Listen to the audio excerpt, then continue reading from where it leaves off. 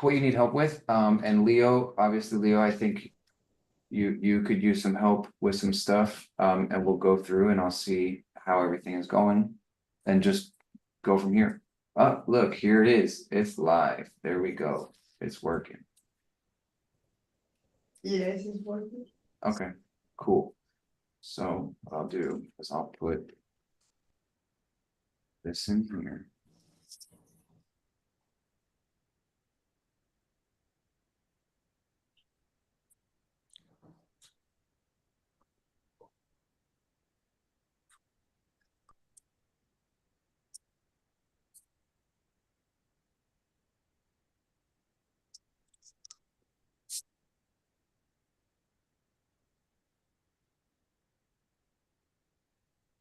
Yeah.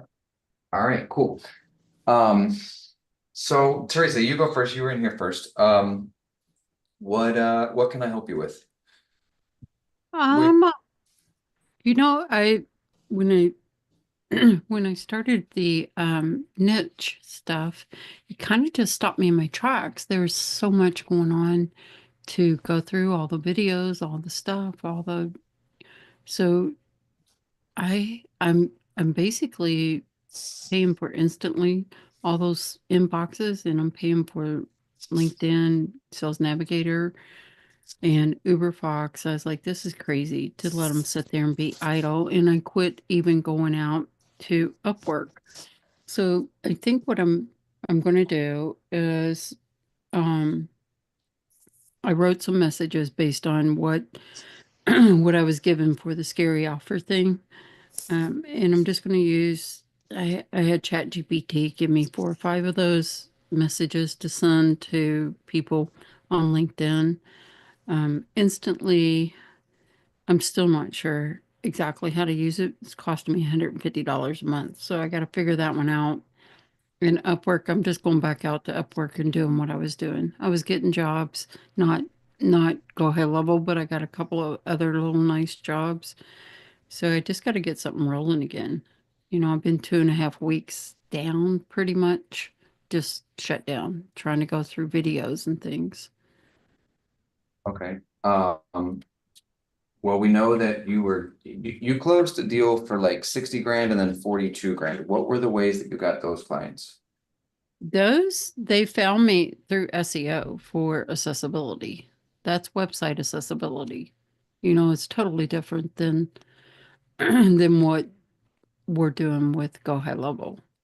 Um, and then I got another very nice job, um, and that was automating a, a calendar to QuickBooks.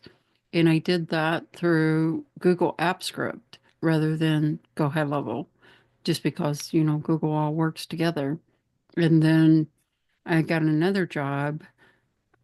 It is in Go High Level, but it was rewriting. I had something developed where I can write blogs using ChatGPT automatically.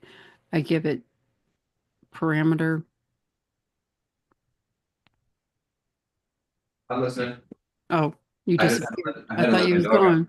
No, I had to let my dog out. You But give it. anyway, I got this. It's $8,000 for rewriting. I rewrote all of his blogs for a year and new images, and then I set up a community for him in Go High Level and used those for his calls. He has a call every other week.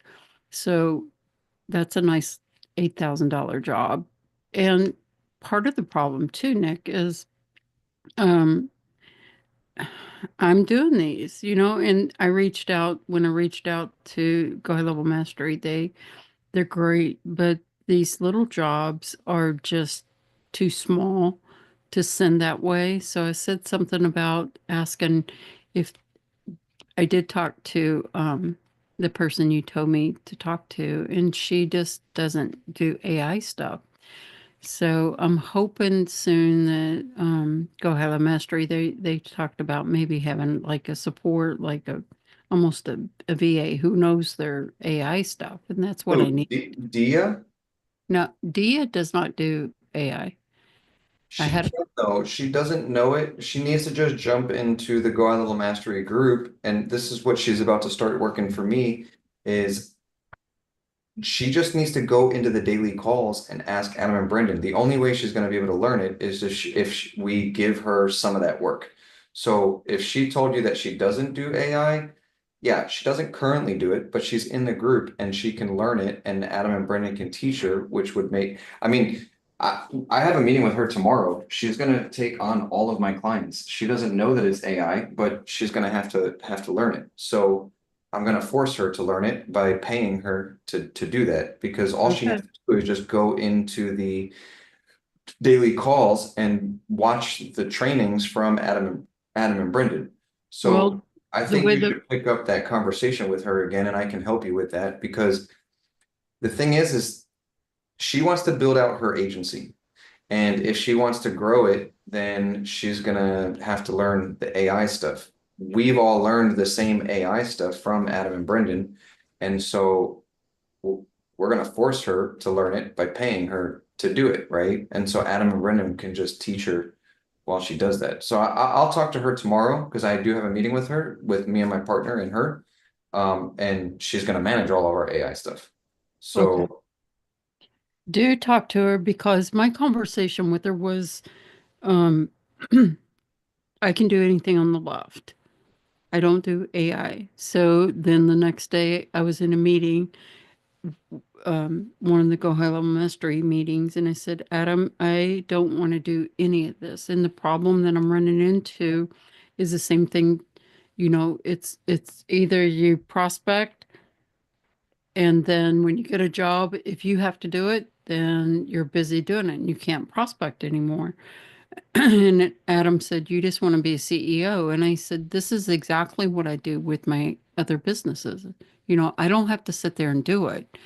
And he said, we've had this request before, and what what you're looking for is someone who is integrated with our AI systems that you don't have to teach. And I said, I cannot teach them because I don't know it well enough to teach somebody. So yes, that's exactly what I'm looking for. Because Dia said, I don't do AI. And I know you're saying she can learn it, but my I guess until she does learn it, I it's a little bit of a reservation on my end to give something to her, whether it's Thinker or Marcus or any of that stuff to build yeah, it. I mean, I'm gonna have a conversation with her tomorrow. She's gonna have to learn it because I need her, and it sounds like you need her too, which would allow her to fully take care of all of our customer service at the expense of just her time, which means that she can join, and she's already in Go High Level Mastery, so we're gonna basically pay for her whole entire partnership, which is fine. And now we're expanding so that if she learned, I mean, there has to be there's a point where it's like, I do this, like a bunch of people requesting that I learn this, so she's just gonna have to learn it, Yeah, right? And yeah. so it's like, Dia, you have a set amount of clients because we have 15 clients we're going to give to her. And so that means that if she wants to have this business and she wants to grow, she's going to be forced to learn it at our expense, which is fine. I need to teach somebody, but here's the thing. I don't have to spend any time on it. My partner doesn't have to spend any time on it. You don't have to spend any time on it. She just goes to the Go High Level Mastery groups and learns how to use the chatbot that all of us have access to white label it. And now we have an asset for everybody involved in the group, which means that now she is more valuable to everybody else too, because now she learned a skill set that we paid her for. That's what I'm going to talk to her tomorrow about. Well, talk to her Or and see how much okay. she can handle too, because when you just said you had 15, that was like, oh wow, then, if the only thing that she could do would be build her team up, and then she's got to teach her team. You know what I'm saying? Yeah, So but it's that's like okay this. because Adam and Brendan are a part of this. And so it's in everybody's best interest. If we have a support group that Adam and Brendan can train with the videos that they already have inside Go High Level Mastery, we have the need for her I mean, it's a win-win-win-win-win for everybody involved. And so now at that point, that just means that she has a steady, form Yeah. of income. And she's in our WhatsApp group. So I'm gonna Okay. I'll tell her. Talk to Um, her, talk to her about yeah. it. It's like this little community I set up. I it was something that was going to be very simple. And when I went to Brendan, I said, how much, or Adam, I said, how much would this cost for the community? I didn't see it. And he said, we said $5,000. And I said, holy crap. He will never do that. I never even billed him for that. I told him 5 to 8 hours, my time. And he said, there's just so much graphics. And I looked at it and it wasn't difficult to do other than Go High Level's got some issues with their magic link. But so I reached out to Dia and I said, Dia, I don't have time to do this.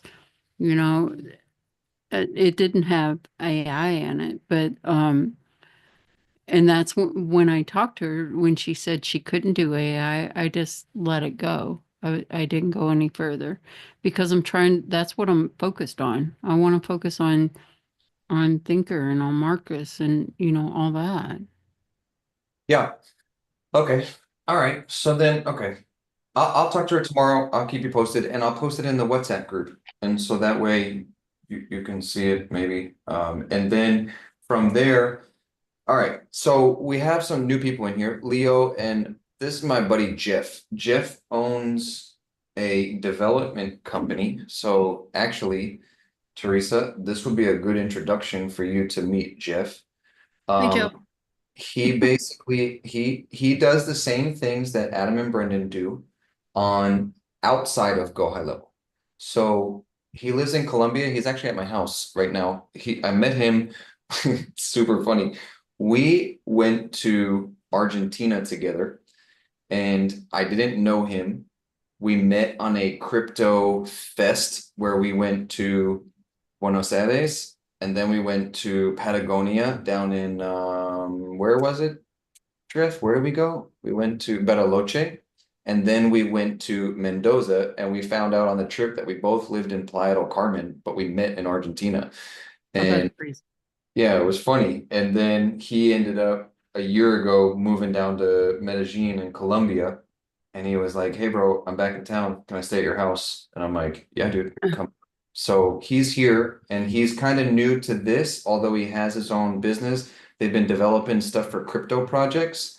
And so what I would like to do is start looking because there's a ton of jobs on on Upwork for Upwork, yeah. crypto AI bots and things like that. And that's what he specializes in with his team. So we can also expand that and pass the deals and the jobs off to Jeff. The only thing is Jeff doesn't have like a system in place like we have in the sense of build out a project scope, sell the project scope, and then hand it off to his team, his development team. So this could be something that we can expand the same way that Adam and Brendan do. Um, or if Adam and Brendan can't develop something, he has developers that you guys can pass off to him too. And the same thing, we sell it for 10 grand. Jeff can do it with his team for 6 or whatever, and we figure out a profit split there, right? So um I guess Jeff, introduce yourself, tell us what's up. What I've been doing though, I'm sorry to butt in. What I've been doing is I'm just putting a mark on this stuff. Not with, I haven't ran anything through Brendan Adam, but with my other developers, I'm just putting a mark, Okay. doubling. Yeah. Well, I think you should meet Jeff as well. Okay. Okay. That way, if they get bogged down, this is what Jeff does. Jeff is, well, Jeff, just tell him what the fuck you do, bro. I um I work in mostly blockchain, like Web3 stuff. So we make a lot of like for example, NFT marketplaces and exchanges and like peer-to-peer gambling on the blockchain with like AI integrations and stuff. So yeah, I started talking to Nick because I usually just like meet my clients like really informally. He's always like, "What's your sales process?" I'm like, "I don't know. I just meet people. I meet them at like crypto meetups and stuff like that." So yeah, I essentially got a team of developers and we build high-end stuff and I'm looking to add some structure to it. What's the average checkout price of some of your clients? Okay, so like our ideal client, it's more of like ongoing work. So like often a build might be like 50,000, and then maybe like a few thousand a month ongoing for like just the operational support. Like on a retainer? Yeah, exactly. Okay. And all right, so maybe one of these days we'll sit down and we can come up with some sort of structure. I mean, we have the structure, guys, right? It's sell the project scope document, get them interested. The only thing that I don't know is I don't necessarily know how to sell stuff for crypto because I know go high level. But it's all the same at the end of the day. We can just find the clients that need something that's on blockchain, which there's a ton inside Upwork.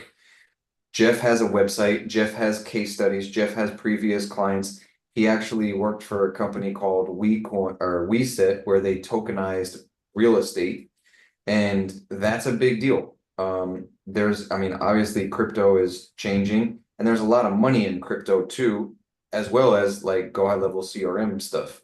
And so I don't know. I don't know where it will go, but Jeff is somebody that we can utilize as well to sell and expand things that Adam and Brendan can't do. Yeah. I think it's like a niche and growing marketplace as well. Not a niche, but like a new There's a market. need for it. There's a need for it. Yeah.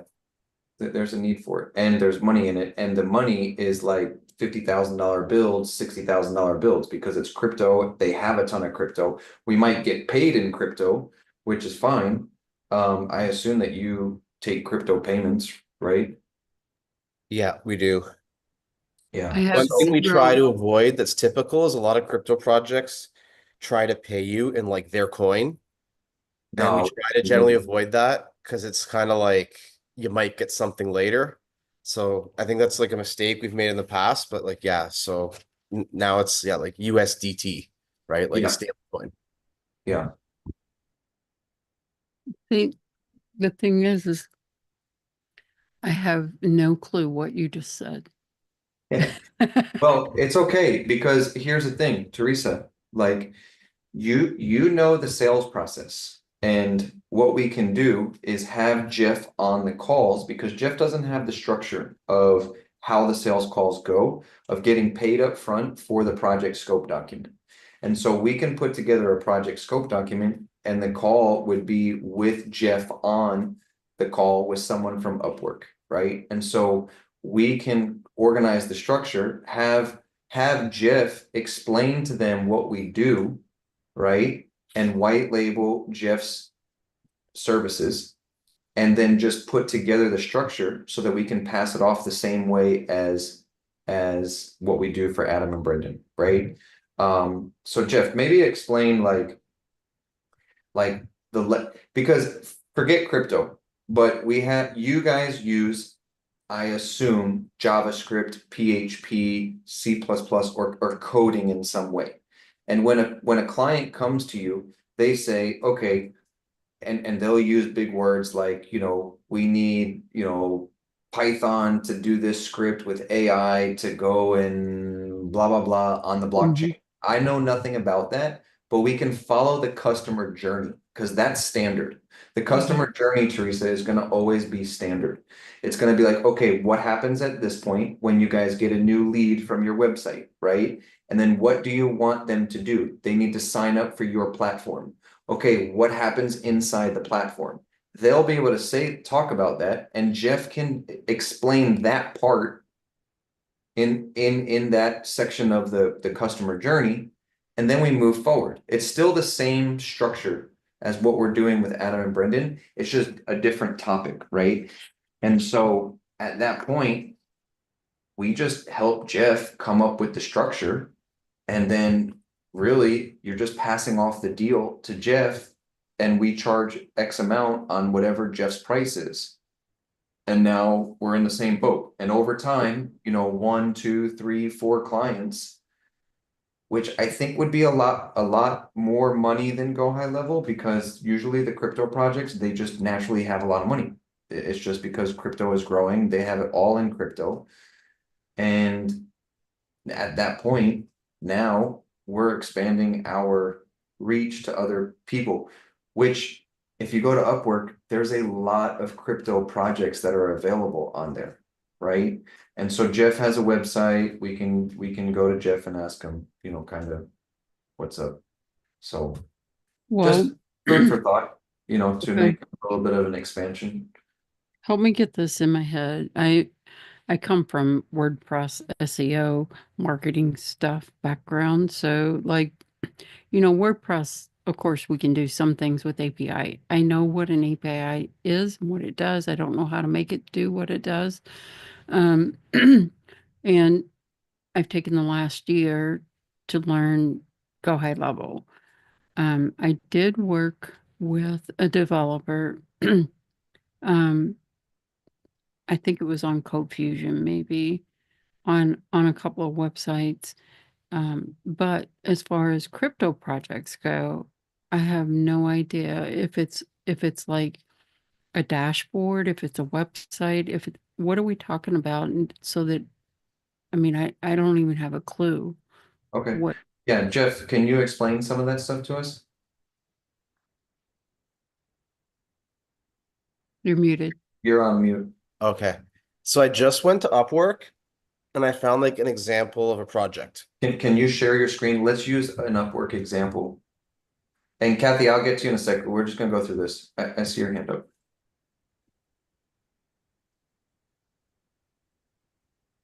Yeah, share your screen so we can look at one of the things. So Tokenize. this is an Okay. example. The job is called tokenization expert for lithium assets.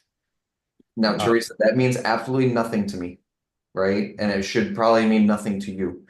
But let Jeff explain it and then think in your mind how we would do the customer journey aspect of it, right? Because we don't necessarily need to know anything about this. We just follow our simple sales process of creating a project scope document and then just going through the customer journey, right? And so we can have Jeff on the call with us as we go through this. So Jeff can intervene because Jeff doesn't know the customer journey project scope document systematized sales process, and we don't know that. But if we landed a few meetings, I would say probably in 6 to 10 meetings, we would start to understand the cadence of what it is that we can do, right? And with that, it's the same thing as what we were just talking about Dia. Dia doesn't know that just yet, but she will be able to learn. And so now we're able to expand this. So if you can explain some of this, Jeff, like how you would go through this, and we can role play a little bit. Like I can ask some questions to understand this because this is useful for all of us. okay. I just want to go through this job description. It's Mhm. just a few sentences, and I think to me, it's like relatively like straightforward. So the project is tokenization. So tokenization it's like a new version of fractionalization. So like fractional ownership of something. So you can create like a collection of tokens. Like this could be a Renoir right here. And it could be like the ownership can be fractionalized into a collection of 100 tokens, where like each token represents 1% ownership, like a digital stock. Well, can you go back even one step further? Because I have zero experience with crypto. So what do people do? What are they doing with this stuff first? What do Can you you mean? What do explain they that do? to me? Yeah, I can explain it to you. So in this example, let's say, Teresa, we'll use a house for example, right? And so you know how some people will go to the beach and they'll all split a house and they'll have like eight people chip in for a beach house, and then each person gets like, you know, 2 months out of the year Okay. for those, right? All right. Um, so let's say the house is $100,000, right? And there's 5 people that are a part of the ownership of the home, right? So if it's $100,000, then each person puts in 20 grand to own X amount of weeks out of the year to use that property, right? Think of like timeshares, right? Yeah. So with crypto, you can tokenize that right there. And so instead of going and purchasing a house and writing everything and getting a lawyer and getting the deed and getting all of the paperwork organized, they can put all of that information in what they call the blockchain. Okay. So think of Venmo. When I send you $20, it goes straight to your Venmo account. Well, if someone wanted to sell their fractional share out of those 5 people can sell instantly their share for that property. And now they're the owner without needing to go to the lawyer, without needing to get the deed, because it's all housed in the tokenization on what we call the blockchain. Okay. It's a digital asset that is transcribed in the ledger, which is called the blockchain. The blockchain is basically just a ledger. It's an accounting ledger, and it's public information, and it can be seen right there. And so what you can do is you can fractionalize pretty much anything that you really want to fractionalize. So the amount of money comes from the support, or like the value of the home. So the value of the home is 100 grand, and you can split it up into a bunch of different things easily, extremely easily, because now you don't need all these different nuances of a lawyer, a deed, a mortgage company, and all of that, right? So it's kind of the new way the world is going, and it really is. Like, I mean, now that we have Trump in office, like this is really going to start changing. And a lot of companies are coming and they're looking to, this one is tokenizing our lithium asset and providing real world asset solutions. So they are trying to do this with multiple different things, right? I don't What know is a exactly what's a lithium yeah, asset? what's lithium asset? I think they're actually referring to like the natural resource. Okay, so so a company might go and mine lithium for Tesla batteries, right? And instead of buying an entire shipping container, I'm making this up, I have no idea. But instead of buying an entire shipping container, they're just going to tokenize each asset for one shipping container. So instead of going through all these things of like weighing it out, they're probably trying to create some sort of standard, and they're just putting it on the blockchain. So So I don't know what I don't know what the lithium asset is, but they're trying to tokenize it. Basically, what Jeff was explaining is fractionalize each asset, and they're just going to put all the legal activities on the blockchain. one Okay. way of looking at this, if they're talking about lithium, it's like a mineral from the ground, right? Yeah. Just like gold. So the legacy equivalent of this is like if you buy like paper gold, right? Like if you want to buy gold online, you could go buy it right now, right? You could go buy like a bar of gold, but you would just get like a paper receipt on your computer, right? Right.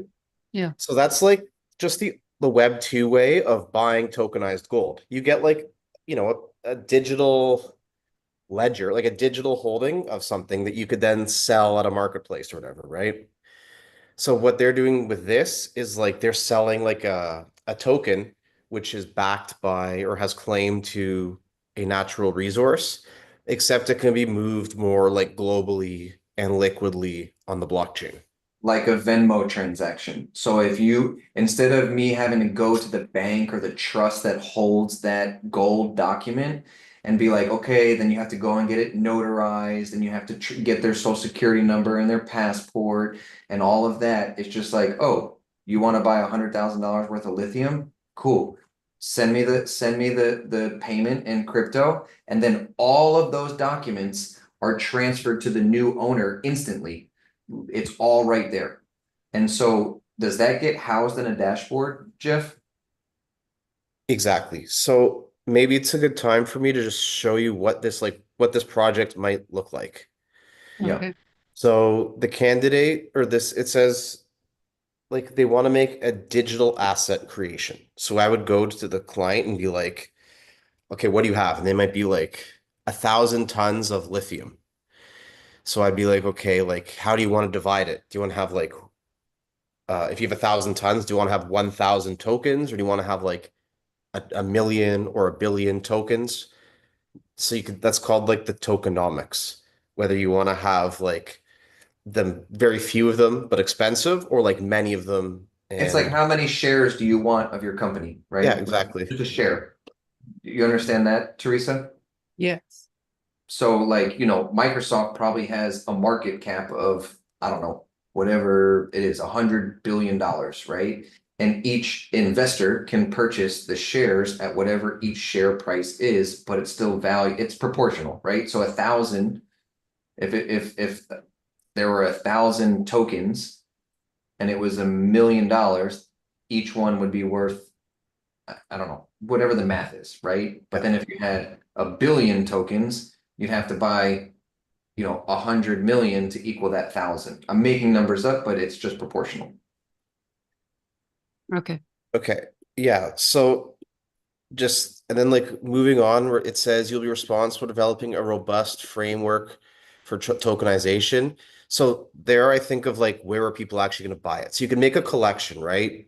You could build their digital shares, their coins or whatever backed by the asset, but then it's like where is the infrastructure? Where are they at? Where are people actually going to go buy the asset? So you need to build like a special Web3 page which like actually has like a marketplace where people can actually connect their blockchain wallets and trade Bitcoin or whatever assets they decide or we decide together in exchange for these lithium backed tokens. So you need like the marketplace. So it's like web design meets like blockchain programming. So someone Uh, would go to this marketplace and create an account, basically, right? And then they would buy however many shares per se of yeah, this lithium asset that they want using their Bitcoin or whatever crypto that they use. exactly. Yeah, and Okay. we would work with them. So one basic question might be, you've probably heard of there's all these cryptos, right? There's Bitcoin, there's Ethereum. You've probably heard like there's a lot of them. So we might ask them or we could advise them like what networks do you want to be on, depending on what sort of what benefits Technology or or benefits technologies they're or looking for, where the investors, what network the investors might be on, which ones have like low transaction fees. Um, And so we would like build on that and that we would build on whatever network is best for their particular asset class. And one more thing is we talk about like the framework and the infrastructure. So we talked about where you would go to buy it. But they mentioned here they talk about like integration of our asset into the digital economy. So you actually need then, I would say, like a little bit of infrastructure for post-purchase, like a dashboard. So once you buy it, you would want to like log into your account and then see your holdings. Like, okay, so now I made my purchase. Now I log into my account and I could see, oh, I've got like 100 shares that I bought for $10 each. So now I have like $1,000. And then maybe the next day you log in and it's gone up in value. So it's worth $1,100. So you could see like statistics in your dashboard as well as like buy and sell options or transfer options. like your Charles Schwab, your brokerage account, something like that. Well, Yeah, that's what I was just thinking. So, like, if I log into my Charles Schwab, I can see what I've invested and the value Yeah, is your today. profit, loss, your Yeah. what yeah, the current price is, right? Yeah. Your wallet, which is basically your account and things like that. So Yeah, and the reason why this is important, Teresa, is because there's a lot of money that's involved here. Like, I mean, these are high-end clients that need stuff like this with real world assets like lithium. I have no idea. I mean, this customer right here could literally be someone that is selling this stuff to Tesla, right? I mean, lithium is used for batteries. And so if we start going to where the money is, they also don't even know what go high level is. And so there might be a crossover of like, okay, you guys need this. Now, how are you going to get people in there? Right. And so now you become this fractional development team for a company that didn't know that they needed go high level. They didn't know that they needed AI chatbots. They didn't know that because these companies, they hire someone that will moderate their entire network of people that are a part of having this community, because crypto is all about a community. So they'll have like a community manager. Maybe they run it on Telegram or Discord or WhatsApp or Facebook or X, right? And so now it becomes, okay, how are you guys going to sell this, right? How are you guys going to do this? And that's where, again, Go High Level can come in, right? Adam and Brendan can come into here. And the fact is that there's just a lot of money involved in this, to where a $50,000 build, it might even be cheap. This could be $100,000 deal.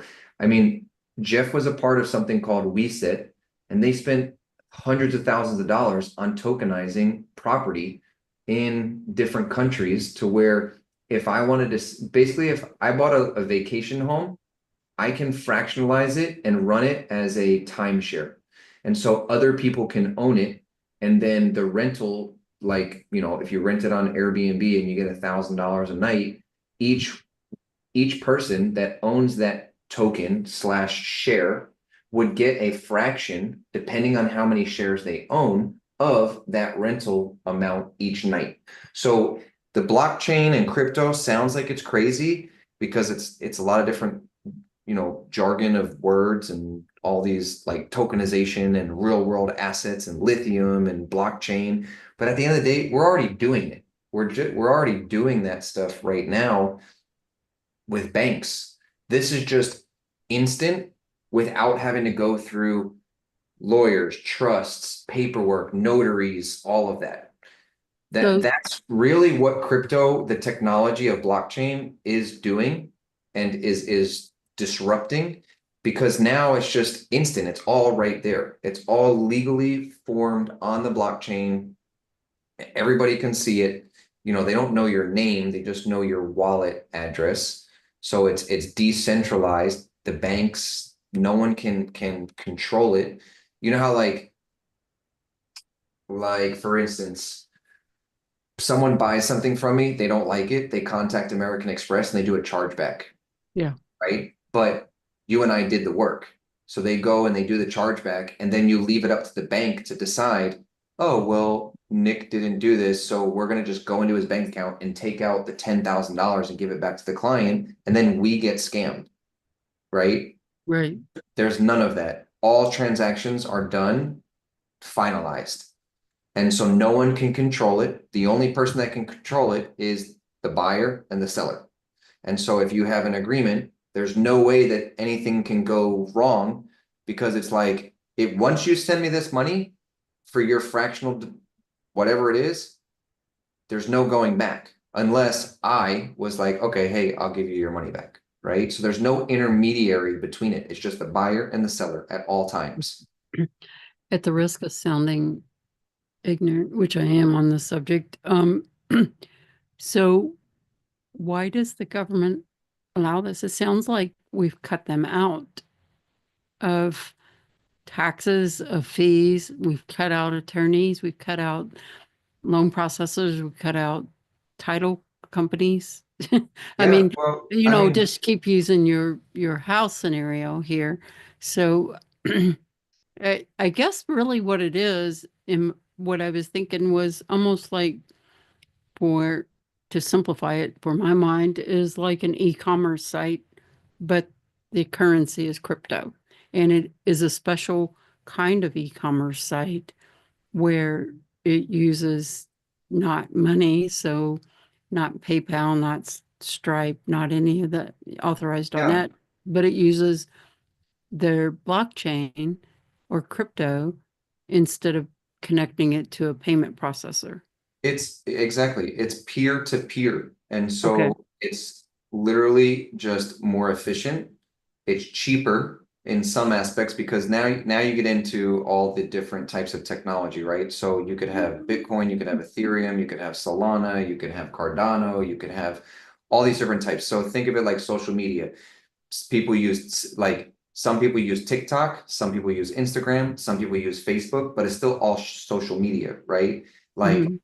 what you would post on TikTok would not perform well on LinkedIn because it's a completely different platform, although it's still the same, it's still social media, right? So when Jeff was talking about how we'd have to figure out what platform they would use, there's nuances that go into it. Where are your customers, right? So using the social media example, usually kids are on TikTok and Snapchat, right? You're not going to find your ideal client if you're trying to reach CEOs where you'd probably use LinkedIn, right? You're not going to find CEOs using Snapchat. I mean, I just not going to happen, right? You're not going to find kids that want to buy Disney World tickets on LinkedIn. You're probably going to use Snapchat or Instagram probably. But then Instagram, there's both kids and adults, right? So the platforms, they have their different niches of where people are, and then they have different fees, and they have like there's all kinds of different things that go into it. But that type of stuff, if we're selling this, we don't need to know that. Like I don't really know all of that. I don't know much about crypto, but I do know that if you want lithium assets, I can help you because I got a guy named Jeff that knows how to build it, and he I can be on got our you. calls, and we can just go through and sell the project scope document by having Jeff on the call. He can answer the hard, questions that we don't understand.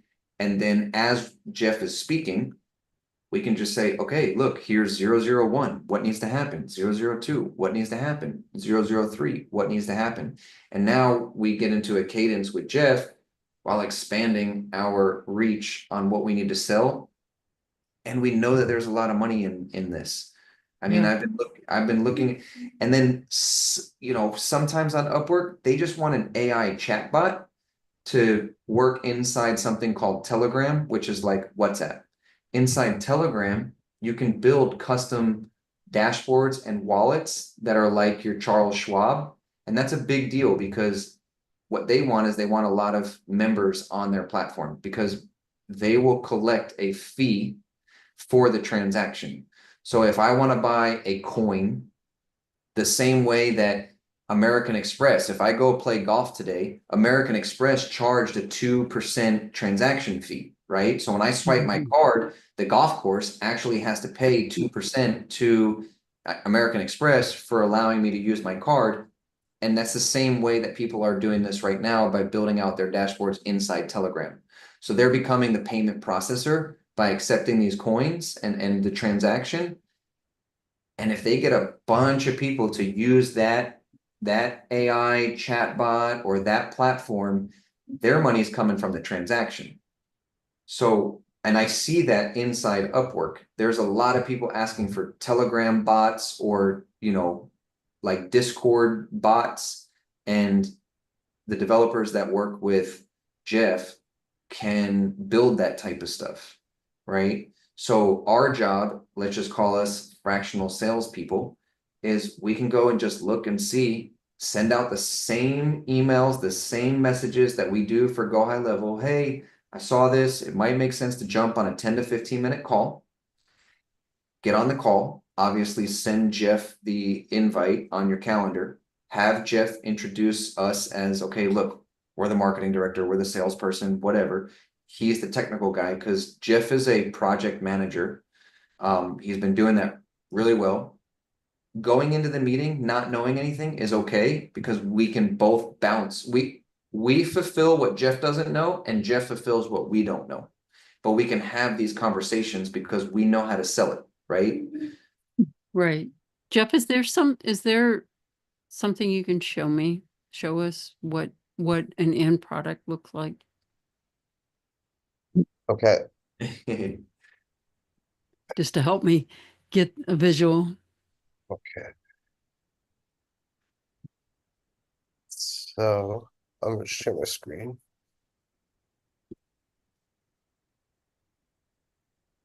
Okay. So this is just like one of the use cases that we talked about, right? Like the tokenization or the fractionalization. Like this is pretty much what the lithium type of project would look like. So this is a Web3 marketplace. And notice how it looks just like any other Web2, Mhm. like any traditional website, right? That's like the key to anything is to make it as the smoothest user experience as possible, make it comfortable for people. The difference here is that if you look at the top right, I'm going to sign out.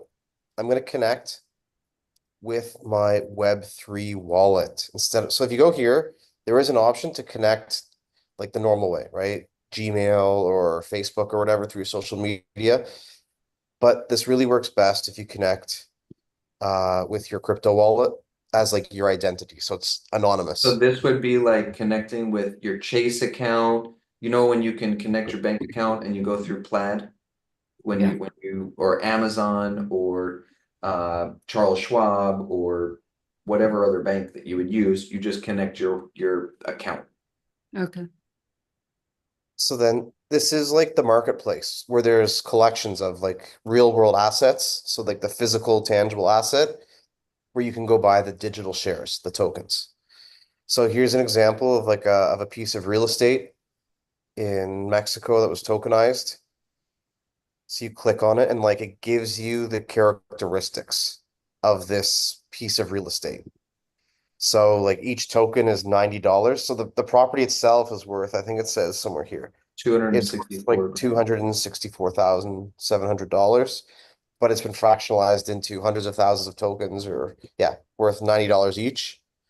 And there's, characteristics, information. So if I decided that I wanted to buy the asset, I would go to buy now. And scroll down. I'll just let this load. So here I could choose my payment method and I'm clicking on my wallet and I would choose like the crypto that's in my wallet right here. So I would just click it and I would get like the transaction confirmed. And at the bottom, you see the dividend yield, scroll up just a little bit, is 15% APY. So you're going to get a portion of the money. It's the same as just making an investment, right? So Right. you're buying shares and you get a return at 15% annually for whatever it is that you purchase, right? And you have a 5-year expected return. So to get your $90 back, is that right? You'd make it back in 5 years? I think you Something like that, right? You'd have to look and see, but no you yeah, you essentially you get a 100% return in 5 years is the estimated return. So so you double your money in 5 years. yeah. And Uh, this can be used with anything, Teresa. So like the lithium one would be just like this. Like this is exactly what they would build. And if you look at the top, there's 60 holders and there's 508. So if you take 2,647 times 90, I assume that equals 264,700, right? So they broke it up into that. The platform is probably making $10 off each transaction because it's $90. I don't know. My math isn't the best, but oh, so yeah, this is a template that my company has. So we could white label it. We could just like brand it with the lithium company, for example. And obviously we put all of their information, all of their copy, etc. Or we can just make like use this technology and make it completely custom for them. Now here is a bit more of like the user experience. If you go to like the portfolio, this is where you actually like I'm logged in with my wallet on the top right, but I could actually see my financial performance. So I have these three tokens in my wallet and I can see the activity here, like my essentially my purchases. and the financial data is right here. So I've actually in passive income, so we've like got a system where automatically every week or every month, the asset owners make like payouts to the token holders, the dividend payments, right? So they go right to the wallets. So this person, this wallet, sorry, has made $36. Okay. So we set, is that like one person who has all those different markets? Yeah, so he's the marketplace. That's Jeff's, that's one of Jeff's companies. So Jeff Okay. created this because he saw a value in tokenizing assets. And so now let's go back to go high level. What Adam and Brendan built Marcus, this is Jeff's Marcus. It is I the got you. platform that gets used for this tokenization, I right? So understand. when we go and we sell this, we're white labeling Jeff's version of Marcus, which is the platform to tokenize things. So it's already built out. And so what he needs to do is just go in and change the customization, right? If it's lithium or if it's a house in Playa del Carmen or whatever, we could show what we said is, and then show them like, look, where you guys have this house for 264,000, this could be a ton of lithium for $1 million I or for got you. $1,000, right? So Jeff has essentially, built Marcus as the foundational product that we can go and we can white label and sell because it's already been built. And then they just go in and they change it and they connect. I'm going to call it API connections, right? So Yeah. he's basically just connecting the go high level account, which would be the lithium, to the blockchain the same way that we connect Marcus through an API connection with ChatGPT, right? Does It's that just make sense? like, it's just like building, it's a template, basically, right, Jeff? Yeah, So they, you've they got your built template, somewhat, I mean, like a obviously WordPress on template, the, and then so you just create a new website with your template that you built out. I did this for accountants. I just made a template and just kept building it over and over, of course, just changing. And then with your marketplaces, you're connecting different APIs to have these different markets, but you're using crypto rather than any kind of payment processor, is what it looks like. exactly. And Yeah, now correct. you see that we sell a project scope document because Yeah, sometimes things will have to change, right? yeah, And so now you get the customer journey, and that customer journey would probably be more along the lines of technology, right? So it might not be, well, it would be like, okay, when someone clicks this button and they get this, do you want to send out the dividend weekly or monthly or, annually? When the money is there, does it stay in the account? Does it go to, I don't know, some sort of fund? I don't know. These are the questions that we would have for the client, right? And so when we start talking about this and we show them that, hey, we've already built this before. We've done this. This is live right now. This is what they want. And so we have access to this because Jeff and his team has completely built this out. And the only reason I'm bringing it up today is because now you can go and you can sell this for higher amounts. So what I have helped you guys build is the structure of being able to sell it, right? We've been talking about go high level. We've been talking about Marcus. But the sales process is always the same. It's the same way that like, if you went, and I use this example every once in a while, I was like, when you go to a baseball game, you just buy the hot dog. You don't care how the hot dog was made. We don't necessarily need to know how the hot dog was made to sell it. We can just have Jeff or Adam and Brendan on a call with us to explain that when we don't understand that, right? And so this is just expanding what we can offer to sell because essentially Jeff and his team do the exact same thing as what Adam and Brendan do, just in crypto, as well as go high level with Adam and Brendan, right? I understand. Yeah. I think as long as there was somebody to be on a call with, and of course, to Yeah, be able to open up a conversation on Upwork, you'd have to know what you're talking about. So if I talk to anybody about accessibility on Upwork, it's like, yeah, we can do that. Here's our process, how we handle accessibility, or here's our process, how we build a custom website. We go through these steps. With crypto, it would be a learning process, kind of like your medical sales job. When you didn't know, right? Exactly. Yeah, exactly. And And no, that's you where can I do get so anything. nervous when I don't know what I'm talking about. Um, and talking to somebody, because obviously they can see through you if they know the business and you don't know what you're talking about. Yeah. Well, and that's the thing is like, I don't know what the hell I'm talking about if I were to get on a call with somebody about blockchain, right? I just don't. But I got to start somewhere. And this goes Okay. back to Tia as well, is like, I know there's a need for this because I can see it on Upwork. Jeff doesn't know our sales process and he needs to structure it to get more clients. And so now we can become the fractional sales team for Jeff and we can go into these meetings. And in the beginning, I'm probably not going to be able to sell anything because I don't know what I'm talking about. But I'm willing to learn when there's a $50,000, $100,000 build on the table when it's like, look, these guys have the cash. Let me figure it out the same way that Dia needs to figure out how to sell or how to work inside markets, right? Because now we have the structure of the sales process. It's going to be all the same. It's going to be get on a 10 to 15-minute call. Let's go through a project scope document. And that project scope document is going to be handed off to Jeff's team.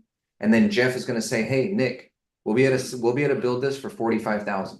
And then I'm going to go to the client and I'm going to say, yeah, we can build this. It'll be for 64,000 or 70,000, right? Or maybe it's 6,000, maybe it's 10,000, whatever the price is. But now we've just expanded it and Jeff learns our sales process. Jeff systematizes the SOPs to get the project scope document handed off to his development team.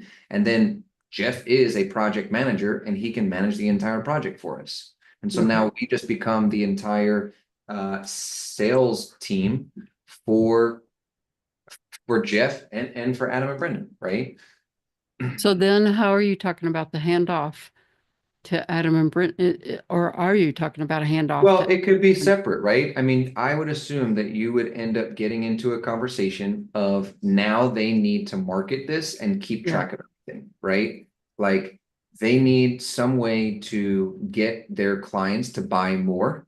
They probably, I mean, these would be the conversations that you would open up with the client is, okay, what website would they go to? You know, cool. Jeff might be able to build that. Okay, where are you going to store all these people? Like, I mean, I'm sure you're running campaigns and I mean, it's business, right? Any business, no matter if you're a roofing company or a dentist or something, you're doing some sort of marketing. So where's all this going to be housed? And that would open up a whole nother conversation of, well, we could probably build you a CRM system that will help you market to get people to your crypto blockchain fractionalization token, right? Okay. And so Yeah. now we become the entire team for these companies where we can charge them, X amount of dollars as a retainer. And now there's a layover or like what is that called? Like they need Jeff and they need Adam and Brendan, right? Like what's those Venn diagrams? What are those Overlapping. circles? Overlap. Oh, overlapping. Yes, overlap. Yeah, exactly. Overlapping. I didn't know what that was called. So I don't know. I mean, this kind of took a turn just because Jeff is here, but I'm sitting here thinking about it. Like we've been talking about this for quite some time, and I know that I have the sales process to make it happen, but Jeff doesn't have the systematized way of making it happen because he's just talking to random people, maybe at a bar, on a flight, referrals and things like that. But if we can go and use what we're doing to do this, and I'm also not trying to confuse anybody. Like if you don't want to do it, don't do it. It's not a problem. But if you see something on Upwork, shoot Jeff an email or I'll help Jeff make a calendar where I'll share it with you guys and we can just get on a call with the client and Jeff. If you guys have questions, you can just shoot me like the description from Upwork and I could be like, yeah, it's a good project or, not worth it, Yeah. small or whatever. Or, give you my 2 cents on So how. let me ask you one thing that always happens on Upwork. Of course, we're up against offshore who charge $5 to $10 an hour when you're talking about WordPress, right?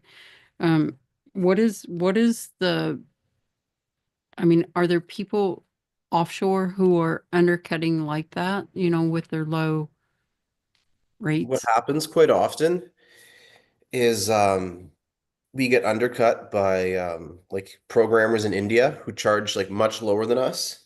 Yeah, And then usually like if the client goes with these people, they usually come back like a month later yeah. and like they have like a complete, pile of crap. Well, Because yeah, like they'll get like some code, but like the people won't take time to do anything document. custom for them, explain anything to them, answer their emails. So, Well, yeah, that happens a lot in Go Ahead Level and in WordPress. Well, with any kind of project, so yeah, they get something, but it works halfway, and nobody's documented anything where it can get fixed, and it's got a ton of custom CSS, and nobody knows what it does. So, it happened today. I got a call back from like a client that I talked with like a month ago. And I told him like he's like someone quoted them like $1,500 for like a blockchain project, and I was like, you're oh, not gonna get anything for that, man. So he's like, no, I'm gonna try it. So then he called me back. He's like, yeah, they won't answer my emails. I don't understand what they gave me. So Yeah, Brendan taught me this. There's three things that everybody wants. They want speed, quality, and price. And you can only get two. Like you can't pay cheap for quality and speed, and you can't get speed and quality without paying a higher price, right? And so we see that all the time. And that is where the project scope document comes into place, right? Is because now everybody can see it. And that's why I like this little sales process because it works. So, but Jeff, can you do us a favor? Just type your email in the chat so everybody can write it down if they want to contact you. And then, you know, we'll go from there. And I'll share it with you guys too in an email or something. All right, so cool. All right, let's go through the questions. Kathy, how are you? I'm doing fine. Um, okay, so I have a couple of questions. The Okay. first one is when you in the training, when your first training is with the tech group and it's like a whole team with Daniel. Did you end up ever closing them down? Or did they end up going with you, or did they end up taking the project elsewhere? That's Daniel, where it was like the three developers. Like it was a development team and it was real estate, and they asked you 101 questions, and you were able to. They were asking way too many questions actually, yeah, because they were asking. you know what happened with them? They're in Israel and Mhm, the time difference was extremely difficult to meet with them. mhm, And I never heard back from them. Obviously there's a war there. Um, mhm, I have emailed them a couple of times and I don't know what happened. I really the last email I sent to them was, hey guys, I really hope everything is okay. yeah, They had made a comment to me in an email and they said, we have a lot of things going on here in Israel. And ever since that email, I never heard back from them. And I don't know what happened. got Um, it, I got it. really Well, don't. that was a great. What I'm learning is that all the questions that I need as a sales rep is being answered in watching your sales presentations. And I've literally wrote them down. Like certain things like Trello, can you like integrate the Trello if it's someone else's Trello into this system? Things like that, or Yep. the lead connect and things like that. But one thing I was curious about is if we're on a sales call with you, we would be using your dashboard examples, right? If we don't have our own. Yeah, we can use mine. I mean, the idea is I really try to steer people away from getting into the weeds. And the I know. hot dog situation, the hot dog example that I always use is like, look, and sometimes I'll ask the clients like, by knowing this information, would that help, like, what will that help you understand? Is that going to help you like make a decision? Because everything starts with the project scope document. Like we have to get really honed in on what it is that you need before we even start building anything. And the second that we end up deciding to work together, we're going to build out what we call a detailed project scope. And that's going to get into the nitty gritty. And to be honest, I'm not the builder on this. So you're going to be partnered with our project manager, and they're going to be able to explain this in way better depth than I can. But if you need to know the answer to this, I can find out if I don't know it. And then like 90% of the time, they're like, oh, no, honestly, I was just wondering. I get what you're saying. So I Yeah, kind of like defer that and then just keep going to the only let's reason I get the ask is project. because on that one presentation you did go in a little bit deeper. Like he was just showing you how they're like, well, can we see how this looks and how does that work and how is this mapping? And I was like, oh, okay. But then I saw in the other ones, like the girl that kind of wanted to do it her way, but then she had to ask her boss if they could do the project scope because they wanted you to go into a rabbit hole of a confusing system to try to fix it with Kabara or whatever. Um, I really liked how you stood very strong on this is my system and this is how it's going to have to work. And if you want to work with me, that's how we're going to have to do it. Learned a lot from that. Also, the second to last question I have is what do you do? Okay, so right now I don't have a portfolio for this. So would I take the project scope documents and make an example for like a realtor or for like a contractor and put that in my portfolio? Or do I just leave the portfolio blank when I'm building my Upworks profile? Um, I mean, text me which ones you need and I can send them to you. But you know what? You have them in the course. Too, but There, would I put those as because I know you don't have them in your profile, you have actual work pieces in your Upwork profile. Would I just use those examples in my portfolio? I didn't want to put duplications in there because yeah, Upwork looks at that. yeah, that's okay. And the way I look at it, and this is why I don't have a website, and this is why I've been able to sell so much even without a website, because I learned that the wording and the conversations you have from the very beginning of an interaction will judge the client will be able to judge you right then and there. Does this person know what they're doing? Meaning, does Nick or Kathy know what he or she is doing? And you can direct the conversation to just setting up the meeting. And it's the same thing every time.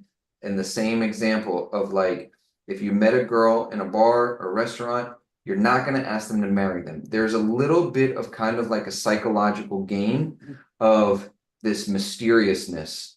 Like, this guy is not sending me stuff and he's talking about this project scope document and no one else is talking about that. So I'm kind of a Yeah. little curious as to know what it is. He doesn't have anything on his profile, but the wording and the things that he is talking about is direct to just the next step. And that next step is to set up the meeting. If you want to know how I work, or you want to know if I can do this, then you need to get on a meeting. I'm not going to discuss anything with you about Go High Level. And that's where that girl that you're talking about in that course is like, no, I'm not going to go off of my path of what I know works for my successful clients. And Mhm. I'm not going to waste my time because my time is valuable. And if you don't understand and you don't want to work like this, cool, no problem. But I'm the expert here and you're going to pay for my time. I don't say that like that, obviously. No, you don't. You don't. But she was almost picking for free information, and I Yeah. like she was digging to see how she could fix the problem within the meeting, and you weren't giving it to her. Like, Yeah, exactly. and yeah, like that's what that was all about. And I'll explain to you, if I were to give her that information, right? Or if I were to help her on that, now, one, she's in control. And two, I get into this situation, as well as you and everybody else, of now we start to be seen as a freelancer, and we're required to almost like be married to them and drop everything at the drop of a hat of being there for them without being compensated, right? And so what happens is the project does not turn into the results that they're looking for because they don't know where to start. And that starting point is always the project scope document. And I guarantee you that Jeff has had this in his situations where he's started a project, the person paid X amount of dollars, and then the project doesn't go further. And then it becomes like a complaint back and forth. Well, I thought we were going to do this. I thought we were going to do this. And out of the kindness of Jeff's heart, or whatever, is like, okay, fine, we're gonna refund you. And then what happens is everybody loses, right? The client's not happy. Jeff put a bunch of time and effort into it, because this has happened to me, where it's like I put a bunch of time, effort, and energy into something, and then it's like now I'm working for $100 a month, but I'm putting in so much time and effort. And I really try to avoid those, and that's why I turned that girl down. This is how I work. This is the way that I work. And if you don't like it, go find somebody else. I just, from last year, your whole rule on find people that can pay you. I just had a situation where we worked, it was a pitiful $325 worth of work, which was actually $1,000 worth of work, but we were just trying to take whatever. In the end, they weren't happy, they were irritable. So now they're wanting us to do a bunch of free work because they were quote unquote unhappy. And I said, based on your contract, it's a change of scope. You're not happy. You're telling us how you don't like this, you don't like that. Then why do you want us to do your website? If you're so unhappy with our work, why are you wanting us to do your website work for free? I didn't put those wordings in. I made it more professional, but um, it just, I can't think of the word. It just confirmed why I'm going this direction. And what you taught me. So, and then my last question is, because I am going deep into my lessons now, and I am one of the original listeners on the group and one of your original students, may I please have my access to the WhatsApp chat? Because I would be asking you questions regarding the actual training. And I could ask you questions when I look at things on Upwork. And I know you look at that thread a little bit more than your Facebook Messenger. Yeah, my Facebook Messenger, I have so many people in there. Yeah, I'll send you a text after this. Guys, I gotta log off, but it was nice meeting everyone. And I think we have a good synergy here. So my email is in the chat, and I look forward to anyone who wants to learn more or collaborate on the blockchain stuff. Yeah, All right. for sure. Nice meeting you, man. See ya. All right. Nice meeting you. Bye. All right, other Jeff. How are you, bro? See, he spells his name Geoff. You I spell know, yours man. I get people ask me that all the time. Is it G or is it J? It's like it don't matter, man. What's up, man? How can I help you? My question is kind of like Kathy's was kind of about what you're doing on Upwork, like what you're revealing and how you're positioning yourself, which I've seen before. My question is, you don't necessarily give them any type of document or example like most people are asking for usually most of the time to see. You just ask them to, you basically focus on just that meeting, right? Correct. Yeah, I do it all in just steps, right? And so you have the course, right, with all the sales calls and everything? Yes, the second one, right? The short one, the Well, Upwork. this one has probably like, oh man, I don't know, probably 40 videos and 40 sales calls in there. And Yep. I have like 6 I need to upload from last week. Um, I do need Because to I'm do, like all over Upwork right now. okay. Wait, can I say something, Nick? Yeah, Since you challenged me and I got on top of it. Okay, so Nick is always saying, go to the classes, go to the classes. 100%, if you start from, you click on the sales calls, and you start with the beginning call, and you just watch it and you listen to it, every single question that you would ever think of is going to be shown in those questions. And then you're just asking sales functionality questions because Nick is showing it. And then you can follow it. So I'm personally going in, going step by step, and then it shows when he denies someone. It was someone that he denied because that guy was just talking way too much. And it just wasn't a fit. I could tell from the beginning when he started overselling himself. I was like, yeah, this is a hobby. Nick's about to shut it down. And then, so go step by step. And then once you get to the next one, then you go down and see, did that one deal, that one interaction actually end up being a discovery call? Then you go down into the discovery call. Like I'm at Daniel right now. It's the second Daniel, which is a realtor. So his first call was with Nick, and now his second call is with Nick. And you kind of just track that, and you take notes, and anything that hits your mind a lot, you just write it down.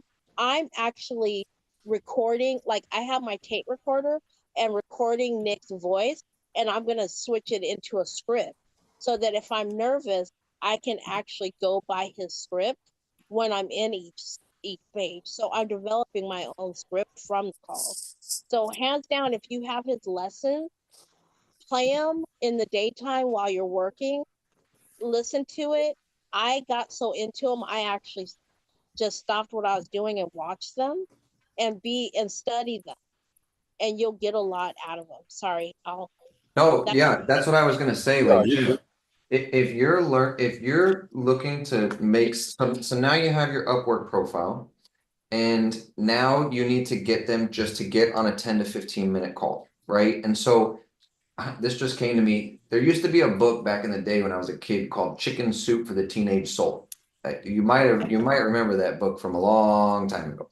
You Right. could open that book and you could read it from any page because it was just like individual stories. You didn't have to read it from page 1 to page 300. It was just like open this and read this story.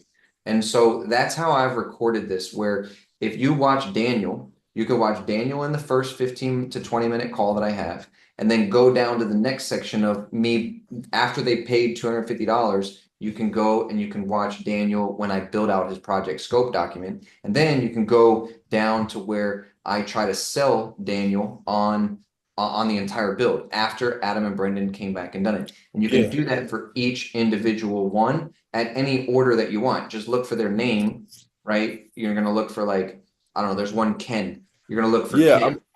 I watch the calls. I'm not even like I put in like what 30 proposals. I'm not even getting people to jump on a call. So my point is what is the verbiage in getting them to get to the call?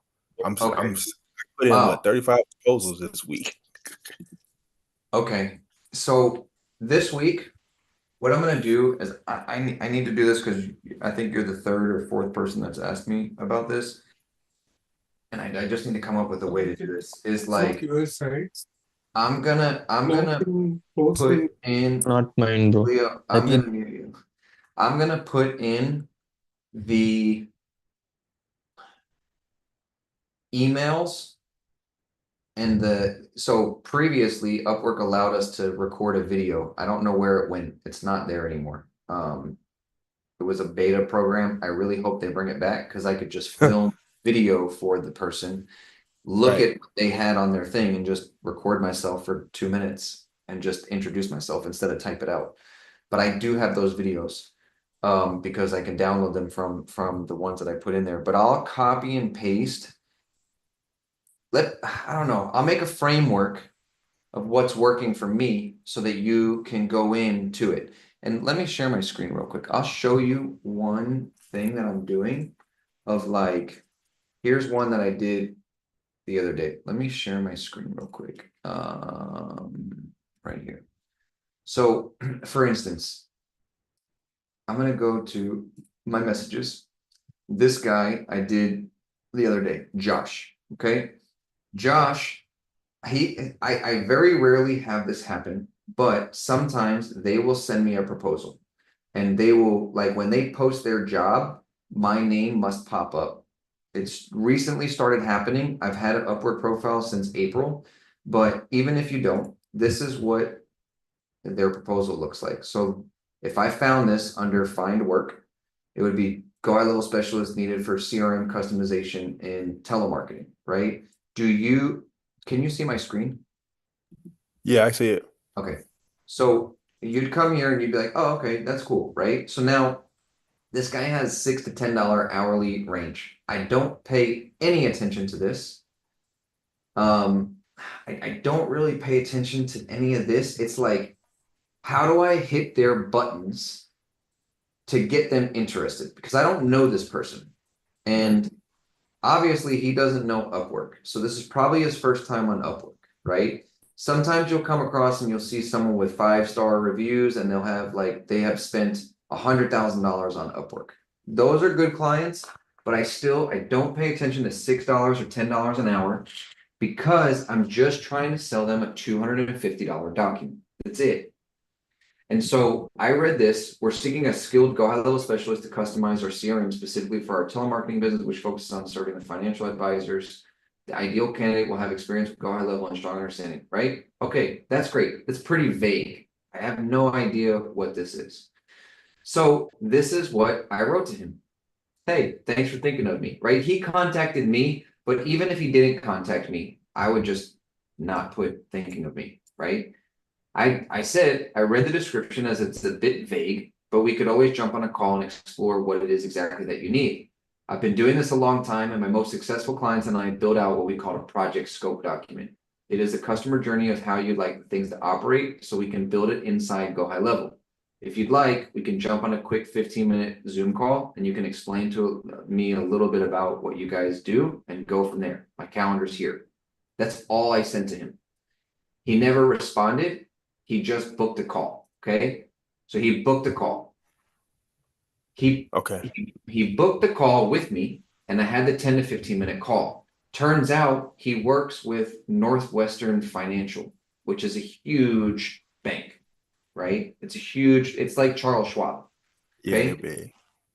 So I had the call with him and let me just pull up my Fathom and I'll show you what that call looked like. That was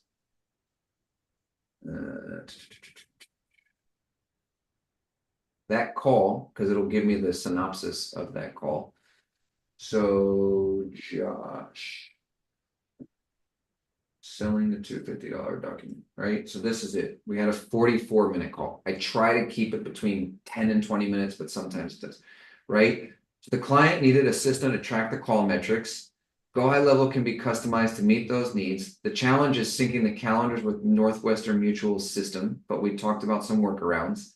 And then the next step is a detailed planning session, which is the $250 thing. The client runs a telemarketing agency. He makes cold calls to set up appointments for the advisors. He wants to track the metrics, right? So the desired need, what he needs is track call ratio, schedule appointments, and generate monthly reports to send to them. And then we can build this inside Go High Level. He needed a calling app, which we use called Wave. I don't know how much it is, but that's what the website said. So the next step is a 45-minute detailed planning session. I'm going to upload this into the course, right? Into all my sales courses. I did this on the 28th. I've been so busy, I just haven't uploaded them, right? And so what he did was I ended this call with, okay, if you want to move forward, I'll send you my link inside Upwork, which is this link. And just so you guys know, anything over $251 becomes a high ticket something inside Upwork. So I moved my price from $250 to $252 because for some reason it becomes like a higher, it's weighted better inside Upwork. So move it to 252. I don't know. I just found that out recently. So he came here and he booked this $252 meeting, right? Which Upwork creates an entire new chat. I don't know why they do that, but this is now the contract. So he paid $250. Then we had another call, and that call, I think that call was maybe this, because this looks like him. So this is the second call. So I'm gonna go like this. I'm gonna make this just so I know. Josh, second call, $250, right? So sorry, I'm just saving that so I go to it later. So now I had this call with him for an hour, and all I did was I just built out the project scope document. And as you can see, that's what this looks like right here. I just went through and I built this out with him on the call, right?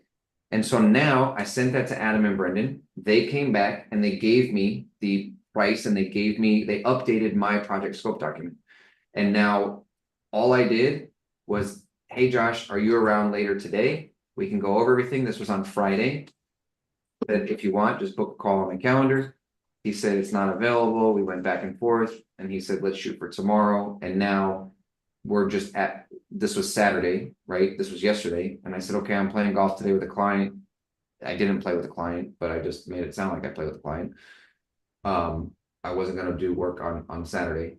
And so, I just told him, I'll just keep you posted. If not, we'll link tomorrow, later, or Monday. No rush, right? So now I could say, hey, Josh, hope you had a great weekend. Hope you had a great weekend. I'm around tomorrow if we want to go through everything, because Adam and Brendan sent me back the price and everything. So want to go through everything. Feel free to pick a time on my calendar, and then I just put my calendar, and this is my calendar, and just say, talk to you soon. So I'll go in, he'll book a call, hopefully maybe tomorrow or Tuesday or whatever day, and I'll just go through and I'll present to him what we did. If he doesn't buy it, I don't know exactly what the call is going to go, how the call is going to go, right? He had what was the thing? A $6 to $10 an hour thing. But this now becomes irrelevant, because I asked him how in this call, you will see when I go through here, I ask them questions that I know that I'm going to need to line up the beginning of the next call that we have on Monday. And that will be something like this. I discovered from here, when I went through this, as I build this out, I make like a passive, not joke, but I make like sometimes I make like a joke, and I'll be like, damn, you're charging, $1,500 a month for this, and you're only making 20 calls a day. It's actually pretty good. Are you able to scale this out and get like 15 clients, right? 20 calls a week, or I think he's making 20 calls a day. I don't know, whatever it is that he tells me, I ask a question in response to that. And my goal for that is to remember that pain point of why are we building out this entire thing for you? Because I want to get him away from thinking that he's going to pay $6 to $10 an hour. And I want him to see the value. So I'm trying to find the bottleneck and put a price to it. So now I don't remember how I asked this question, but when I go into the call on Monday or Tuesday, I'm going to say, Josh, cool, man. It's good to catch up with you again. I'm going to go through what I built out. So just to recap, right now you only have 4 clients paying $1,500 a month, right? And he's going to say, yeah. I'm going to say the goal of this is to get you so organized so that you can start to hire a team to where you could get 60, 70 clients a month bringing in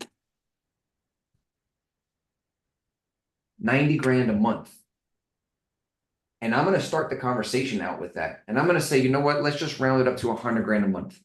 What I'm going to present to you today is the process and the tools and the systems needed so that you can scale your business at 100 grand a month without working in your business, but now you can work on that. And what that looks like for you, Josh, is that you're going to have a system. You're going to have the SOPs that are going to allow you to go in and hire the right people so that you can remove yourself from the daily activities while you now can focus on getting more clients, while your system and your processes that we're going to go through here in a minute are going to be able to get you to be able to scale to this. And now he's going to see that the entire conversation that we're talking about and all that conversation is just going through the project scope document. He's going into that meeting knowing that if he does this, he's going to be able to make 100 grand. And this no longer is valid. It doesn't matter about this, because if he does not sign up with if he does not buy this from me today, he's not going to make 100 grand a month. So at that point, I ask him, Josh, does this sound like we're on the right page? And if he doesn't, I don't move forward. I ask him, okay, what is like, he's like, dude, I can't make 100 grand. Okay, I want to go into this meeting with me and you on the same page before we start talking about this, because now I'm trying to sell him something if I don't clarify this in the beginning of the meeting, right? So I want to ask him, okay, so you don't think that this would make 100 grand? Why is that? Well, I don't know what he would say, right? Whatever he would say. And now I would combat that. And now we would discuss what we're going to get into, because if I present this to him and we missed something, I'm not going to present it to him. And I'm going to go back and say, okay, let's go back to our original document. We just talked about this, and that. And I'm not going to move forward because now I'm going to be selling him something I want him to buy.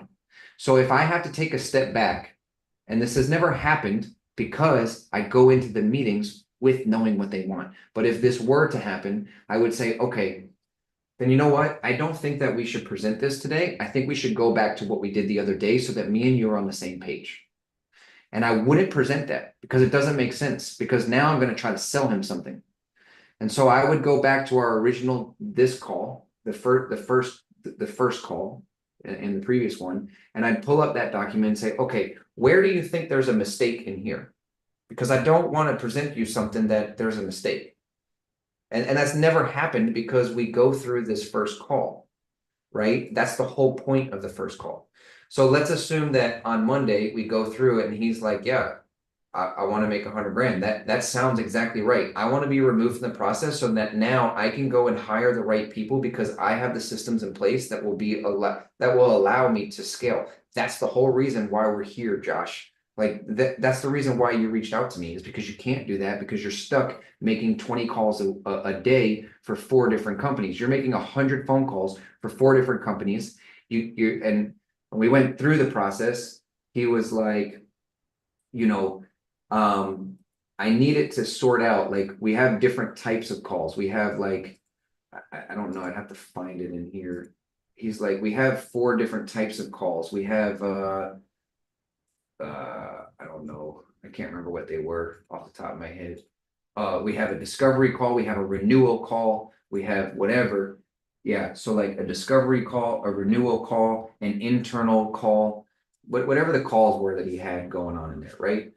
And we just go through. And when I'm presenting to him this, because I set the call's tone from the very beginning of the reason why we're having this, Josh, is because I want to get you to 100 grand. This $6, $10 hourly range has nothing to do with it anymore. That's why I don't pay attention to this, because I get them in on a $250 call. I line them up as the reasons as to why we're building this out, because I've discovered that they're making X amount. And the reason why we're in this call is because they have a bottleneck and they can't move forward. And that's now the value of why I'm going to sell this for 10 grand. Because Josh, you're gonna make 100 grand a month. You told me that in the beginning of this call. I asked you, are we on the same page? right? And so at the close, that now becomes, well, why did, and it's not like calling them out, but it's like, well, Josh, in the beginning of the call, you were the one that agreed that if you have this, you'll make 100 grand, right? So if you put 10 grand in, you're gonna make 1.2 million over the next year, right? Let's be conservative. Let's just say you're gonna make 40 grand a month by doing this, right? The first month you're gonna make 20, second month you're gonna make 50, third month you're still gonna make 50. Like, I don't know, whatever. Let's just be conservative. Let's just say you're gonna make 10 grand a month, right? And they're like, well, yeah, I mean, I'm already making 10 grand a month. Okay, so in 1 month, this is gonna pay for that. So it doesn't matter. There's only upside to this. It's not gonna go down because you're making 10. And they're like, oh yeah, that makes sense. And now it just goes back and forth like that. And it's like the price has nothing to do with it anymore. So I technically could charge him 20 grand and just say, dude, in 2 months, this is gonna pay for itself because you're already making 10. Right? You told me that you're making 10 a month right now as it is. So in 2 months, this fully pays for itself. And the cool thing is we can do this in milestones, and you pay me 50% now, which is month 1. And then month 2, you pay me 50%. So you're just taking 5 grand out of your profit this month and 5 grand out of your profit next month. And now you have a whole system. So you still didn't lose money, right? You get their mindset in this mindset of money is not the factor, it's what is going to come of it. And that's why when Kathy said, you know, you have a hobby, right? The girl that I turned down in the class, I turned her down because I know going into it, I can't close her because she doesn't have a business in place to see the value of this. And she's going to look at it as an expense, not an asset. So I just cut it off right there because I know the way that that process is going to go is going to be terrible at the end. If she paid 250, now I'm trying to sell her something because she doesn't understand the process. And that just is like 250 to be on calls. And we're just going back arguing. And I'm going to sit there and be like, well, I'm trying to convince you this, and it's not going to work. So I'm not going to bother with it. Like, it just, I'm not, you're on mute, but I'm just not going to bother with it. So it's like, Just no, waste the time. Right. yeah, I'd rather waste 15 minutes than 2.5 hours. Right. For Like, nothing. and waste Adam and Brendan's time building out a project scope document, right? So for instance, and I'm going to call you out. Remember the guy that me and you had the call with? Had you charged 250, that would have just been, it would have been wiped out. We would have never had that conversation, right? Because it wouldn't have wasted my time and it wouldn't have wasted your time. I'm not saying that you wasted my time. I'm just, I'm putting in their perspective. That's why we charge 250 for this, Right. right? Because there's no reason to waste anybody's time. You have a better closed opportunity to charge 250, even when this guy has $6 to $10 an hour. But I discovered in the second call when I built out the project scope document in a joking way of like, dude, you're killing it, man. You're making, you got 10 clients paying $1,500. Like, what do you think this would do? Like, oh, dude, I could get like 40 clients. Okay, 40 clients at $1,500 a month. That's 60 grand a month, dude. Yeah, I know. Okay, so fuck the $6 and $10 an hour. I need to do this. I'm gonna charge you 15 grand for this because I know the upside of what this is gonna do. Who would not give you, if I said, Jeff, Every give me 15 grand and I'm gonna give you $60,000 every month. It's a no-brainer. time. Okay, Yeah. yeah, of course, I need this, right? So that's how you set this up. It's kind of like a psychological game. And dude, this is sales. Like, I don't know how to teach it other than you just watch the videos because Right. I don't know how to teach it. I don't know how my boss taught it. It's just a skill that you learn over time, over and over, because you're always thinking in the future and you know how that conversation is going to go. So you need to discover that here. Right. And so Okay. when I have that information, I know that I can go into the next call and do that. Or you just hold them accountable. Hey, so let me ask you this. I forgot, Josh, the other day we were talking, how many clients do you have right now? And they'd be like, I have 5.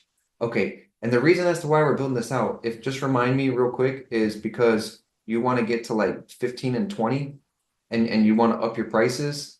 You can play dumb and you change your tone. And they'd be like, Well, no, the real reason is like, yeah, I would like to get to 20, but I want to hire somebody, right? So you never assume. Let them be the one to tell you. So you ask open-ended questions. And so when they do that, now you can just gear your conversation to what they want because they told you.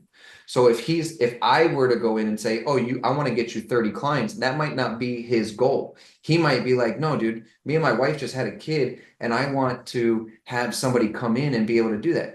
I'm going to probably heavily focus on the SOPs and we're going to train them so that he can do that pass off. And then I'm going to say, this will allow you now to spend more time with your wife and kids because we'll build out all the SOPs for you. Rather than saying something along the lines of what I thought is, I want to get you 30 clients and we're going to do this system so that you can have 30 clients. But his mindset is like, no, dude, my wife's about to have a baby. I just need to remove myself because, and I'm making it up. I don't know.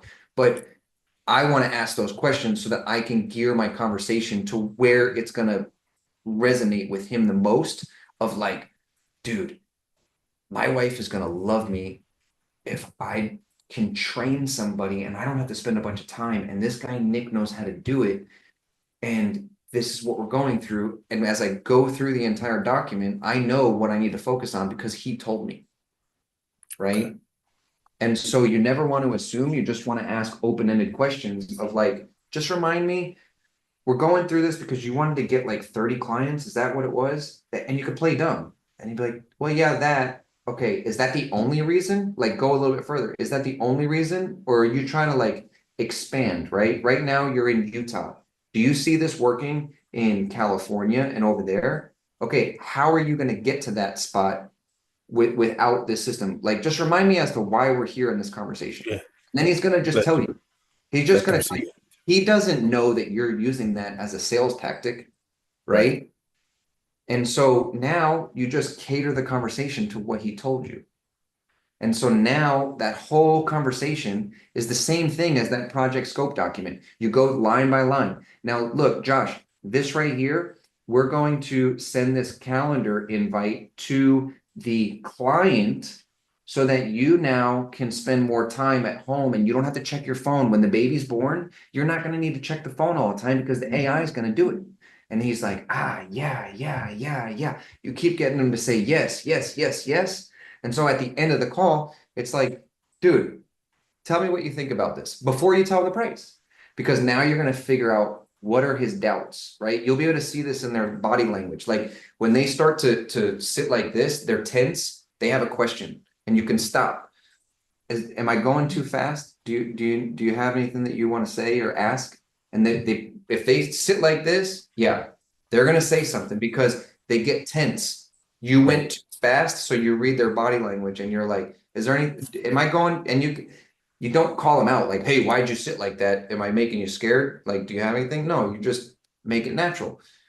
Hey, I know I'm going really fast. I've been doing this for so long that sometimes I get carried away.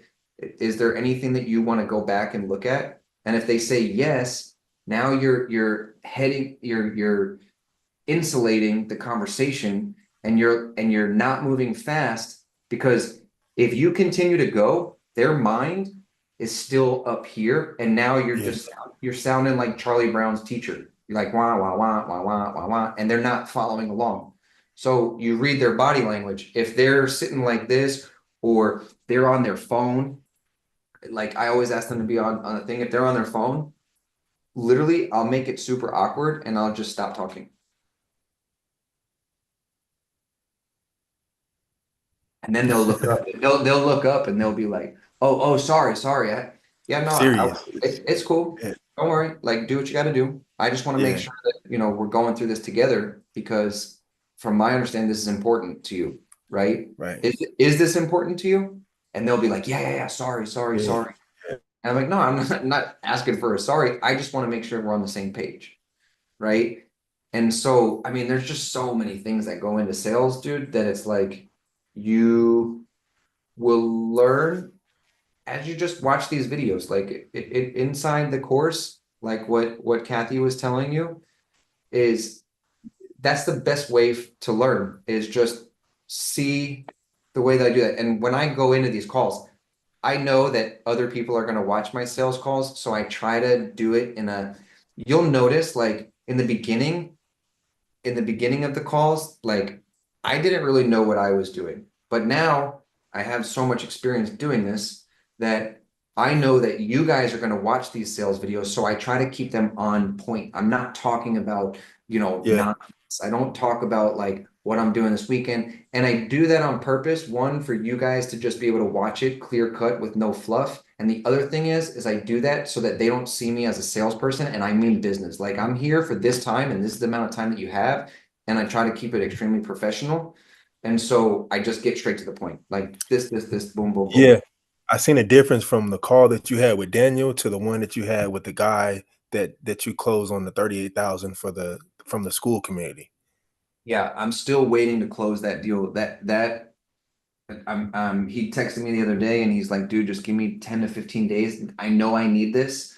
I just need to do some things internally. But Yeah. yeah, I know for a fact that I have been able to go from Daniel's calls all the way down to like that. Like they're getting really, really good now. And I've been, like closing the gap of how much time I'm on the phone with them too. Cause I'm just It's like, all right, amazing how fast you get the proposal while you're on the call with them. That's what I've been kind of trying to watch and pay yeah, attention to. yeah, I mean, and that, again, that's just open-ended questions, right? When you're going in and you're selling this custom SaaS software, you want to make sure that you position yourself in a way, and the same what we were talking about the other Jeff is like, Jeff has no idea about our sales process, right? I personally don't really have any idea about crypto, right? But all sales processes are all the same. It's a journey and it's all the same. You don't need to know everything about it. And it's okay to tell the client that they don't know. But what you need to do is you need to find out their pain points, and then you just need to document it and build it out. And then when a client comes to you and says, "Hey, what happens here?" You can say, look, I don't know the answer to that right off the bat. I don't know, because that's not my role in this position and in this job. If I were to tell you something right now, I'd be making it up. And I don't think that that's what you want. If you would like, I can find out the answer to that. Give me a second. Let me get my notebook and I'll write this down. How would you like to be notified? And when would you like to be notified? And they would be like, they're either going to tell you like, it's not that important, or they're going to be like, yeah, can you let me know by, Thursday by 1 o'clock. So you write down Thursday by 1 o'clock, and then you go and find that answer to their question. And then you just say, okay, it's cool to text you. You want me to text you? You want me to email you? I'm going to send you a video. You want me to, whatever it is. And they're like, yeah. And at that point, you're a little bit vulnerable and you're open with them. But also at the same time, you begin to learn. So like, you'll see in those calls, like I don't know everything right away, but the second that I go ask Adam and Brendan, hey, what happens here? That's locked in my brain. So the next time that comes up, I don't need to find it out. And I can tell them, you know what? That's funny you asked this. And this is another sales tactic. It's funny that you asked that. One of my best clients, he asked the same question. So you kind of boost their ego. And they're like, wow, I asked the same question that one of his best clients asked. I must be special too. Right. And I always say that, whether they're my best client or not, I make them feel good about it because I'm still selling and I'm building a rapport with them. And I'm like, one of my best clients actually asked me the same question. And I know the answer to this because I went and researched it for them, which took me a little bit of time. I had to sit down with my team and go through this. And this is blah, blah, blah, blah, blah, blah, blah. Right. And so it lets them know that you're human and you're not trying to sell them anything. Like the biggest thing is you want them to buy from you. And so when you are vulnerable, because any other salesperson is going to say, oh, well, our product is the best. We do this, we do that. And now you're just trying to sell them something. Like I'm okay with not knowing the answer and being like, dude, I don't know the answer. That's not my role. I'm in marketing and sales. I'm going to sell you something, but if you want me to figure it out, let me go ask the team that's going to be on it after we decide to work together, because you're going to meet them. You're about to meet them. You're almost through our whole process that you're going to be teamed up with our project manager, and you're going to meet them. And the next call is going to be a detailed project scope, right? And so they start to see it like, damn, this is a cool journey. Like, oh man, these guys know what the fuck they're talking about. Like I would love to be a part of that. They seem like they're on target, like they know what they're doing. Like I feel good. Now they get an emotional feeling. They're like, man, that call went really well. I really think that these guys are the guys for the job. Right. And now it's like, you know, they have an emotional connection, they have a professional connection, and every word that you're saying, because you stop and ask, hey, is this, you know, what's it called? Like is this like do I need to stop here? You know, like when they sit like this or they move a position, they're uncomfortable and they're moving because they have something that they're thinking about, and they don't they're not ready to move forward even though you are in the sales process. So you stop them. Am I going too fast? Is there anything that I didn't go over, or you don't have a clear understanding? And you back up and they're like, yeah, right. I always think about it like when I go scuba diving. If I go scuba diving and my ears start to hurt and I keep going down, I have to blow out. And most people just keep going and they blow out. Well, what you have to do is you have to go back up to where the ear started to hurt because it didn't equalize properly. And so you're going to keep going down, and you're going to blow out, and your ears aren't going to clear, and it's never going to clear until you go back. And so that's the same thing in the sales process. If they are not crystal clear of what you're offering, you have to go back to where they started being awkward. They changed their position, they put their leg on it. I mean, you can't really see it on a Zoom call, but you can see if they're paying attention to you, right? And you just stop. Hey, does this make sense? Like, I know I'm going fast. I do this all the time. Is this something like, is there any questions, or, and they'll either tell you, no, it fully makes sense. Keep going. Okay, cool. Just want to check in because I'm going too quick, right? Devin All said, right, no, this that's guy. perfect. Thank you. Yeah, man. I think All right, so let me go through. All right, so Teresa, you got another question. How can I help you? I do. Real quick. Can you do me a favor? Um, I've been on Upwork for years, and I've only billed for 2 through Upwork, which I see I bit myself by doing that. Um, so I have applied to a ton of jobs. I've gone through and redone my profile many times, and the thing that you have um, for charging, I'm trying to find it. I'm sorry, Nick. Yeah, I it's a can't. consultation. Yeah, I can't have that because I don't have enough reviews. You have to have so many reviews. So I built out this automation thing. It's a, and I got one of these. Um, but I'm not getting any traction here. So I don't know what I'm doing wrong. I guess I just keep on and I keep kind of changing, the jobs that are the conversations. So go where it says portfolio, click that plus button.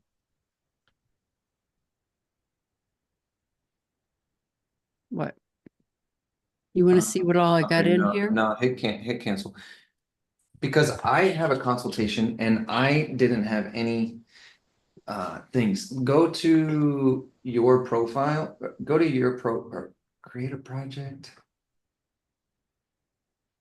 Your profile. There's something here where it's like availability badge. Click availability badge and click that pencil on the left-hand side. What is it? Availability ads. Click on boost your profile. You have them both turned off. You see in the blue box right there above your connects, No. right where your Oh, mouse. here? No, one up. Where it's Oh, right there. Those 2 little pencils. Click on that. I have that set to 20. So 20. yeah. Click turn on. Okay, click got it. Now click boost boost your profile? profile. What am I boosting for? IT and No, networking? I don't think I have that. Okay, click cancel. I have something where it's like consultation, but you don't have to have reviews. I had that from day one when I had 0. You and I talked about this before. See, I've had this profile since 2015, 10 years, but I can't. Scroll down. Scroll down. I'm gonna look online. I'll help you with this later. I'll help you with this later because I have to go through and figure out how I added that to mine. There's a way to do it. Okay. I'll help you later. All right, Kathy. What's up?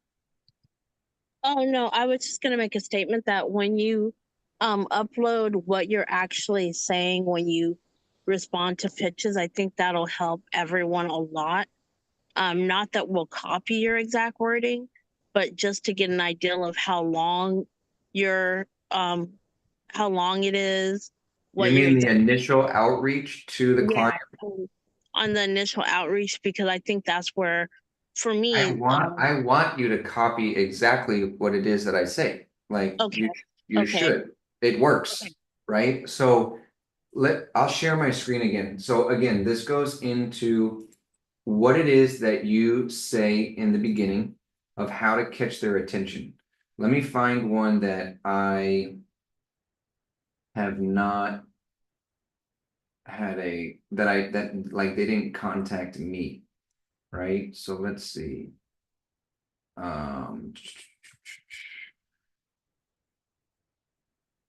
I want to find one that I didn't get invited to that I had a meeting. I had a meeting with someone.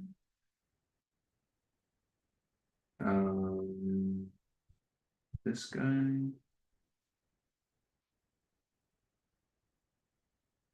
I have a meeting tomorrow with somebody that I don't know where it is, but here's what I write, right? So again, it works in steps.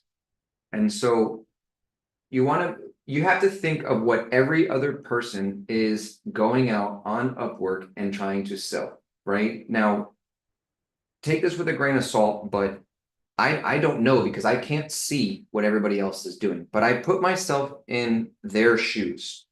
And if I didn't have sales experience and I was a freelancer, I'm desperate for getting a client because my livelihood depends on it.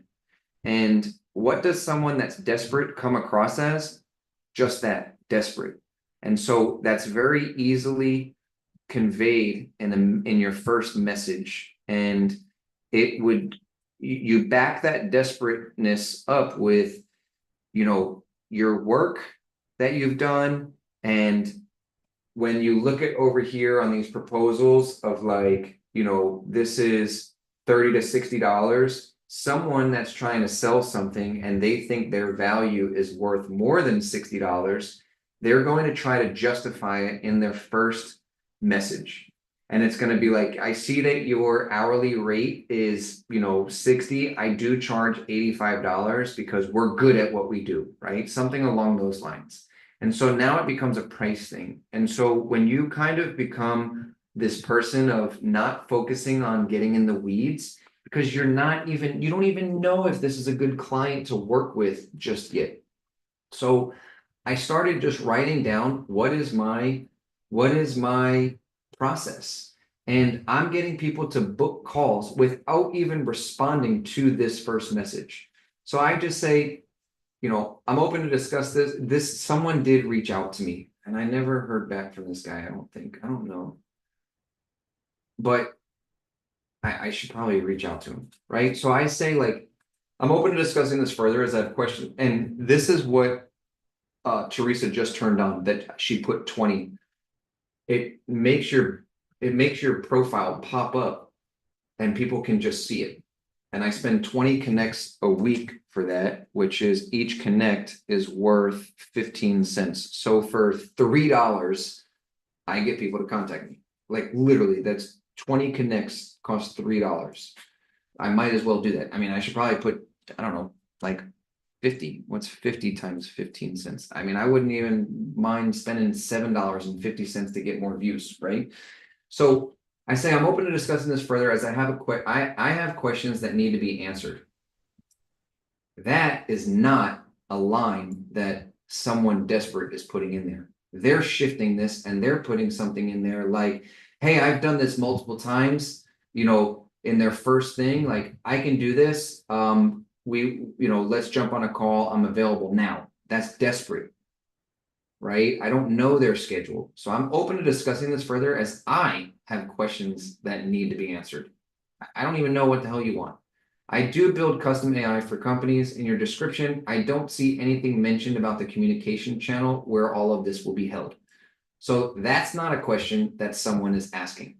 They would say, I use Go High Level and I would like to, discuss this as I'm a Go High Level expert, right? But you don't even know if this person had a bad experience with Go High Level, so you might disqualify yourself right away. So this is open-ended. In your description, I don't see anything mentioned about the communication channel. They might want to use HubSpot, they might want to use Pipedrive, but if I wrote something in here of Go High Level, they could have had a bad experience with Go High Level and they might absolutely hate it. And I just canceled myself out. So I don't say anything about that. In my experience, I see a lot of businesses overcomplicating this process because of the lack of knowledge or too much knowledge by talking to too many people or companies. So now I'm getting into this whole entire, I am the expert, and I've seen a lot of people because of this. And this I know for a fact because I've spoken to a lot of people, and this is a common thing. And then I make it super simple. The way that I work is really simple. One, we jump on a quick call and just go over your business needs. It's going to take 10 to 20 minutes. So I'm qualifying them. Are they willing to have a 10 to 20 minute call? This actually will go longer than 10 to 20 minutes, as you see in my sales calls, right? Because if I told them it was going to be an hour, they're like, oh no, I'm not talking to that guy. But I can keep it at 10 to 20 minutes, but if the conversation is going well, it might turn into something longer, right? So I give them the expectation right from the beginning. Then I say number two, if it makes sense, we build out a project scope document that looks something like this. If they were to click on this and they look at this, they're like, damn, that's pretty organized. I don't even know what this is, but this guy's got something. Like, that's pretty organized. I don't know. This is how he works? Okay. And we really hone in on what it is exactly that you need. This will be where we discuss the roles, the context, the task, the scenarios, the different conversations, your ideal cut. Now I'm putting shit out there that no one is putting in. I know that no one is putting in this there, right? And this does two things. So now I'm getting them to buy because now I'm giving them an out. One, it allows me to give you a price for whatever it is that you want/need built. This is what's needed for me to give you a price. Number two, it allows you to take this project scope document and shop around, delete my price, and find someone else to do it should you not decide to work with me. I'm not selling them. I'm giving them an out. Like, oh, wow, he's going to allow me to pick somebody else with something.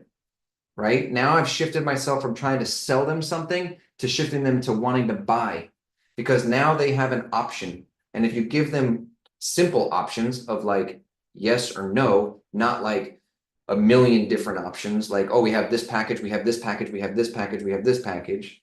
They're like, okay, this saves you time needing to meet with other people when everything is clearly planned out. This is about a 45-minute call, and I have done this hundreds of times for clients and have it down to a science.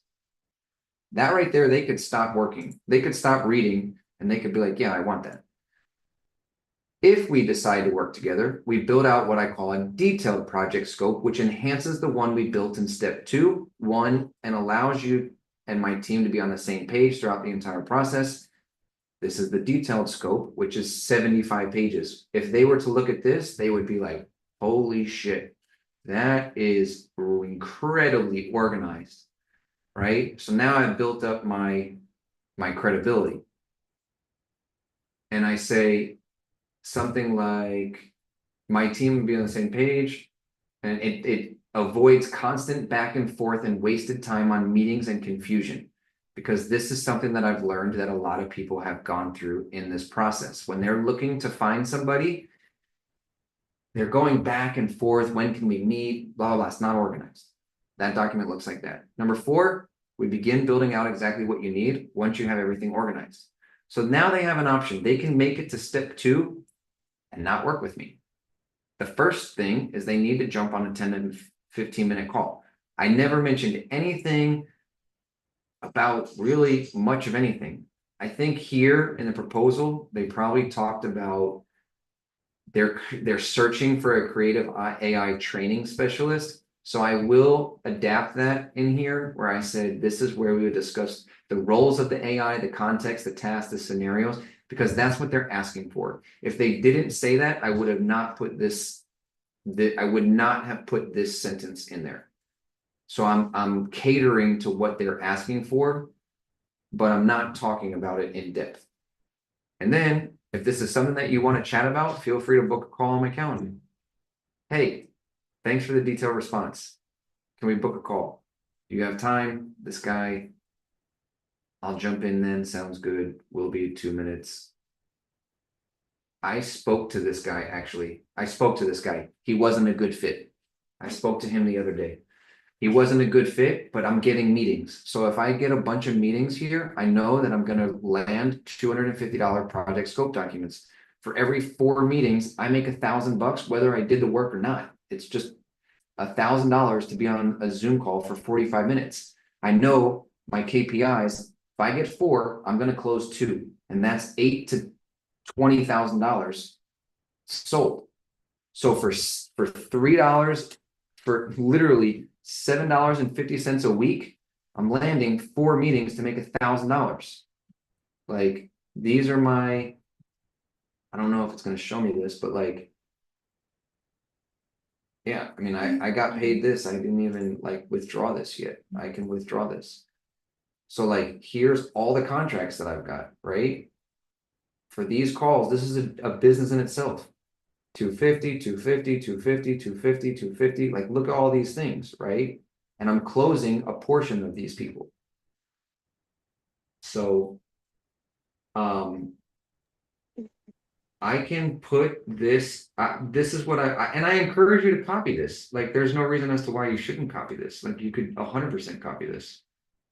Because what's going to happen is, you're going to be like, Nick, can you be on my sales call? And I'll help you. And then I make money, you make money, Adam, Brendan make money, the client's making money. It's like a win-win-win-win-win for everybody involved.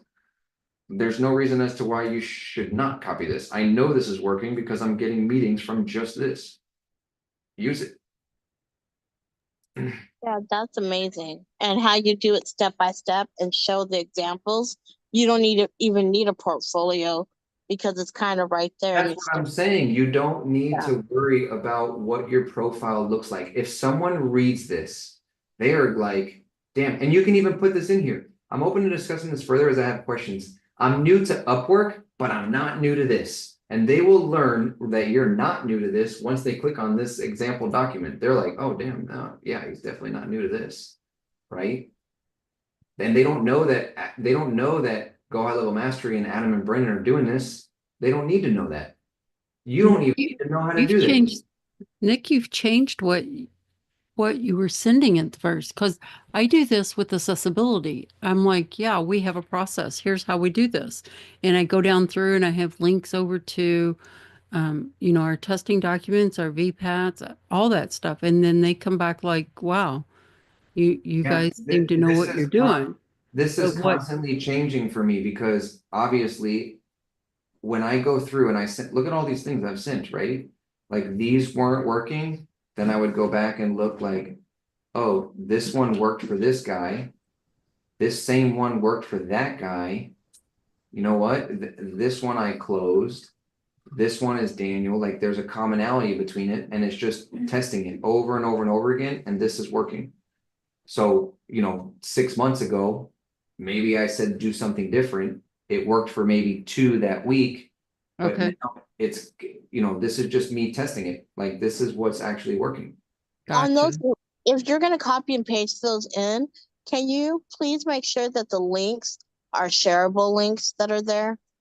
These are the Oh, links yeah. in the course. These are the links in the sales course that I have. These are the, Okay. yeah, they're all shareable. Anybody can click on this link and get these documents. Okay. And even if someone doesn't have this course, I don't know, go use it. I don't care. People watching this, wherever you're watching it. This is how you should run your business. It works. Like if you're selling custom go high level software, you better get really good at this because this is worth 10, 20, 30, $40,000. Yeah, I've never seen back in the day when I would be interviewing people to do certain things, they would never give this. They would always just want me to pay for something without giving me any like process or layout. And you're showing them, look, let's take baby steps. So I'm getting it.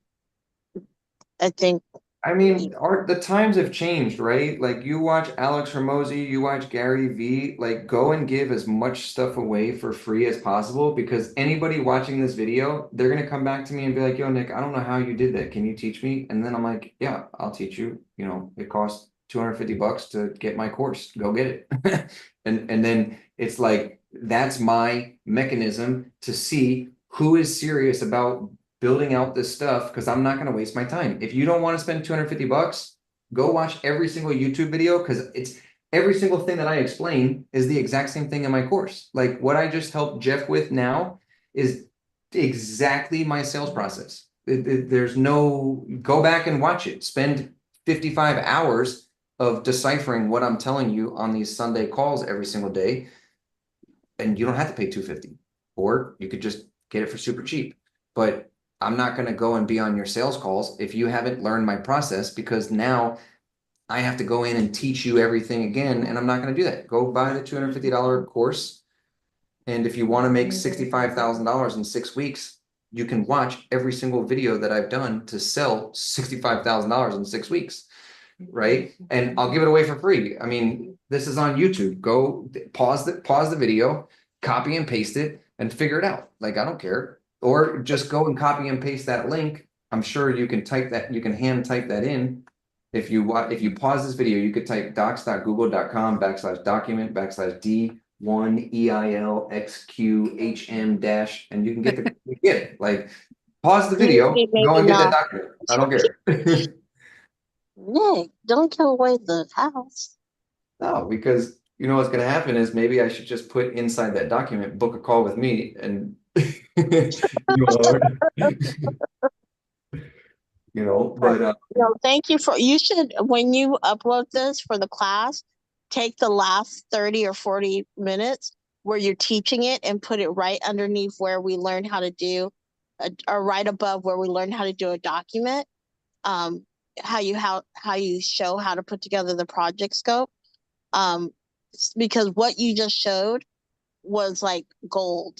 Like how you just broke it down is, if I think Teresa and everyone would agree, that was just golden. yeah, I mean, I appreciate that. Thank you. The thing you guys have to realize, like, I have been doing this for, I'm going on 16 years. And I've done this in so many aspects of speaking to surgeons, CEOs. Like I've been in sales for a very long time. And I know I'm good at it because I really truly enjoy it.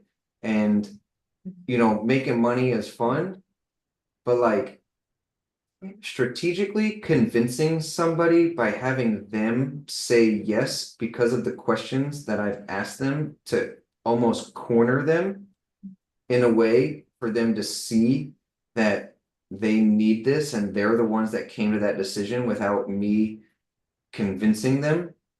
I like that a lot.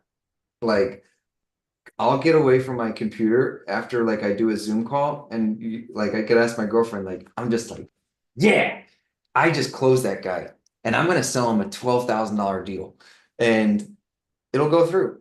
And I'm like, and then I'll go back and I'll watch these calls and I'll be like, what could I have done better? Like what could I, the other day I had a call with these guys from school, a different school group, and I went back and I watched it and I ended the conversation at, they were like, all right, we're gonna have to sit down, we're gonna have to discuss this and we'll get back to you. And I played it off like, yeah, I mean, this is basically having 10 employees with the AI handling everything. And I should have stopped it right there, and I should have probably said, well, that's great. Can I ask you a question of what, and I don't know how I would word this, and this is what I've been thinking about for the past couple of days, is when you guys go and talk to each other and you guys are deciding, whether or not this is going to work for your business, what are the questions that you guys are going to ask each other, right? Because now I'm not calling them out, but I want to get those questions that they're going to ask each other so that I can come through, because the price wasn't the issue. And what his real thing was, well, we just wanted someone to come in and just own this and run this side of the business for us. And I asked him, I'm like, well, so if you want someone to come in and do this, when we're talking about AI, we're training it one time and it lasts forever. Whereas now you guys are going to have to end up coming through. And do you guys have SOPs in place? Do you guys have a training mechanism in place? Because here's the reason why I'm asking that. If you have someone that is coming in and they're training them and that person leaves, there's a value behind that training. And if you have two people, now you pay double, and whatever that value is could possibly be more than the $9,400 that you're going to spend to invest in your business with the AI that we've created for you, right? And so now they can think, now they're starting to think like, oh yeah, I didn't think about that. I don't, and they probably don't have that number for how much it would cost to train them. They don't know how much would they charge per, like how much is your time worth per hour? And then from there, how many hours are you going to take to train that person? And if you haven't trained that person, what's the opportunity cost that is missing out, right? I could get into the weeds, but I would do it through questioning. I'm explaining to you my thought process of how I get to those questions, how I get to those answers, to defer them, to make them seem like, dude, you guys are idiots for not looking at it this way, to where they see the value from a monetary perspective of now $9,400 is worth more than you going back and doing this again. And I asked them, I said, how many leads do you have inside your CRM system right now? Because they were using Go High Level. And I asked them, share your screen with me. They showed me, they had hundreds. And I said, before I asked that, I said, how confident are you guys in closing people when you get them on a call? Like, let's just say out of 10, how many could you close? And they're like, we're good at sales. Like, we could get 6 to 7. Okay. What is it that you guys are selling? They're selling a $99 a month project, and then a portion of those spend $500 a month when they upgrade them. And I'm like, okay, so you're telling me that if you got 10 people on a call, you could sell $600. And they're like, yeah, easily. And I'm like, okay, show me your CRM system. And they were like, okay. And I'm like, okay. They went through a list. They had like 2,000 leads in there. And I'm like, who's making those calls? Who's calling those people? And they're like, well, nobody. And I'm like, okay, you guys are looking to go and get more leads. So you're going to go and spend more money on Facebook ads when you guys are sitting on 2,000 right there and you don't have anybody calling. And they're like, yeah. And I'm like, okay, help me understand that. Let's say each one of those leads is $1. You already have $2,000 that you spent, and you're going to go and spend 2,000 more dollars for what reason? And they were like, well, that's the thing. We don't have anybody to call them. And I'm like, well, then that doesn't make sense. So why are we even having this conversation? You guys should probably go hire somebody to make those calls before we even start building this out. Like, I don't think that this conversation makes sense. And they're like, no, we do need this. We want to have this conversation. And now I get them to see their problem of like, you just told me that you could make $600 from every 10. So if you have 1,000 divided by 6, you have 166 people times $97. You're sitting on $16,000 worth of revenue that you're telling me. And they're like, oh yeah, I didn't think about that. And I'm like, yeah. So if we were to just build out this custom CRM with the AI in there, and you're going to pay $9,400 for it, you're paying $9,400 to close 16 grand. And now you can go to Facebook ads and spend another $1,000 or $2,000 and get another 2,000 people in there, pay $349 a month for the system. And now you're making $14,000 a month. And they're like, oh. So you break it down in a way where they start to see it. Whereas that conversation started out like, we got to go and talk about some stuff. Well, yeah, what are you guys going to talk about? What are you going to talk about? Like, should we pay $9,400 and have this guy do this, or should we hire somebody? And then I found out, like, guys, you have 2,000 leads sitting in on your thing right now, and you're telling me you could close 6, but you have nobody calling them. What are you talking about? And they're like, oh, yeah. So that's where we left off, right? And so, you know, I go back and I watch these calls myself because I'm like, how would I have done something different there to close them, right? And that's why, Jeff, you start to see these calls get better and better and better because I go back and I watch these calls and I improve them over time. Like as you guys watch the calls in the sales course that I have of all my sales calls, you'll see the first guy, Daniel, all the way down to Ken and Matt and whoever is like they're improving because I actually go back and I watch the calls, and then on the next sales call, I make it better. Like I'm like, I should have said that here. Next call I have, I'm going to say that. Right. So, but yeah, we've been in here for about 2.5 hours. I got to eat something. 6:30. But I hope this helped. I hope the crypto stuff helped. I hope the sales stuff helped. And Kathy, I'll shoot you a text after this. And I hope this stuff is helpful for you guys. Mario, you were quiet, but good to hear. Good to see you. This was excellent, Nick. You're just getting better and better from where when you first started to now. You're a blessing to us. And if we listen to you, we'll all be millionaires by the end of the year, right, Trissa? I'm telling you, if I sat down and I did not read this book, it's called Ready, Fire, Aim, 0 to 100 million in no time flat. Let's see if this focuses, right? Yeah. This book, you guys are literally watching me live.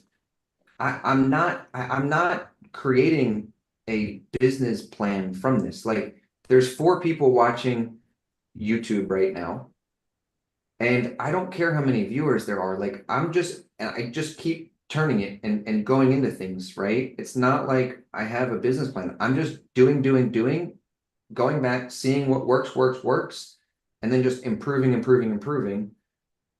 And it's working, right? So it's like, I think a lot of people just overthink things of like, I need to do this, I need to do that. And that's the procrastination that I've been talking to you guys about is like, the daily tasks, like the building out of the website, the automations, I need to do this, I need to do that. It's just a way of procrastinating and not focusing on revenue generating tasks, right? So last week, Kathy, you were like, you know, this is expensive or whatever. And this week you came in and you were like, Nick, I watched all these videos and now I'm taking notes, right? So that's one brick that you laid this week to build your wall. And if you just keep doing little things, go and take the notes, go in and get on my sales calls and watch them and learn, you're going to build that much more confidence. I'm going to send you guys the stuff that I'm writing in the Upwork stuff to get these clients on a call sooner or later, Kathy, within the next 1 or 2 weeks, you're gonna have your first call and you're gonna get paid $250. I know it. I feel it. Like you're gonna make $250 and you're gonna get two and you're gonna be like, damn, I made $500. And then you're gonna be like, dude, Nick, I'm ready to join the Go High Level Mastery and have them build that. And now you're just gonna focus on that because you did really well at getting the meeting. And then you're gonna get into the meeting and you're gonna be like, shit, I don't know how to do this. Let me go watch Nick's sales calls. And then you're gonna get really good at that. And now you're gonna start making $1,000 a month. And from those $1,000 a month, you're gonna get 2 clients that are gonna pay you $6,000. And now you got 12 grand, and a portion of it's gonna go to Adam and Brennan to build it, but you're gonna walk away with like 5 grand a month. And you're gonna be like, damn, that shit is working. Right? It's just that little brick, one brick at a time, one brick, and it's just gonna keep adding up. That's the thing that I'm doing right now, like with the webinar that I have going on, this Sunday Fun Day stuff that I'm doing. You guys are the same people coming in here every day, every Sunday. It's great. But if I just keep doing this every Sunday, people are gonna watch. I mean, somebody put in here Devin Cachola. This dude could sell the earth to God. I don't know who Devin is, but I resonated with something there. He's gonna go tell, maybe he's gonna be on the Zoom call next week, right? Maybe he's gonna be in the course. Maybe he's gonna start selling crypto with us. But if I just keep doing it, I like doing it. I played golf all day today. I shot at 84, the best round at this golf course that I've ever played. And then I came here and I'm talking to you guys and I'm gonna go eat pizza with Jeff and my girlfriend.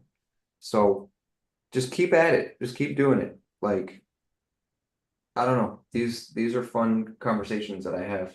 I look forward to Sundays. And I don't know how many people are gonna be in the call, but even if it's just me talking to myself. The only time I'm not here is if I'm in an emergency or on a meeting or on Yeah. vacation. But I'd even stop a Disney trip and be like, wait a minute, I have to get on one Sunday call. You guys don't have to like watch Nick while we're at Disney cruises. Yeah. Thank you. So- You guys have a great week. I'll have an All right. update for you next week too. Chill. All right, sounds good. Sounds good. I'll talk to you guys soon. Okay, have a good rest of your Sunday night, and I'll talk Thanks, to you guys. Nick. All right, man. See you guys. All right. Bye, Bye. Nick.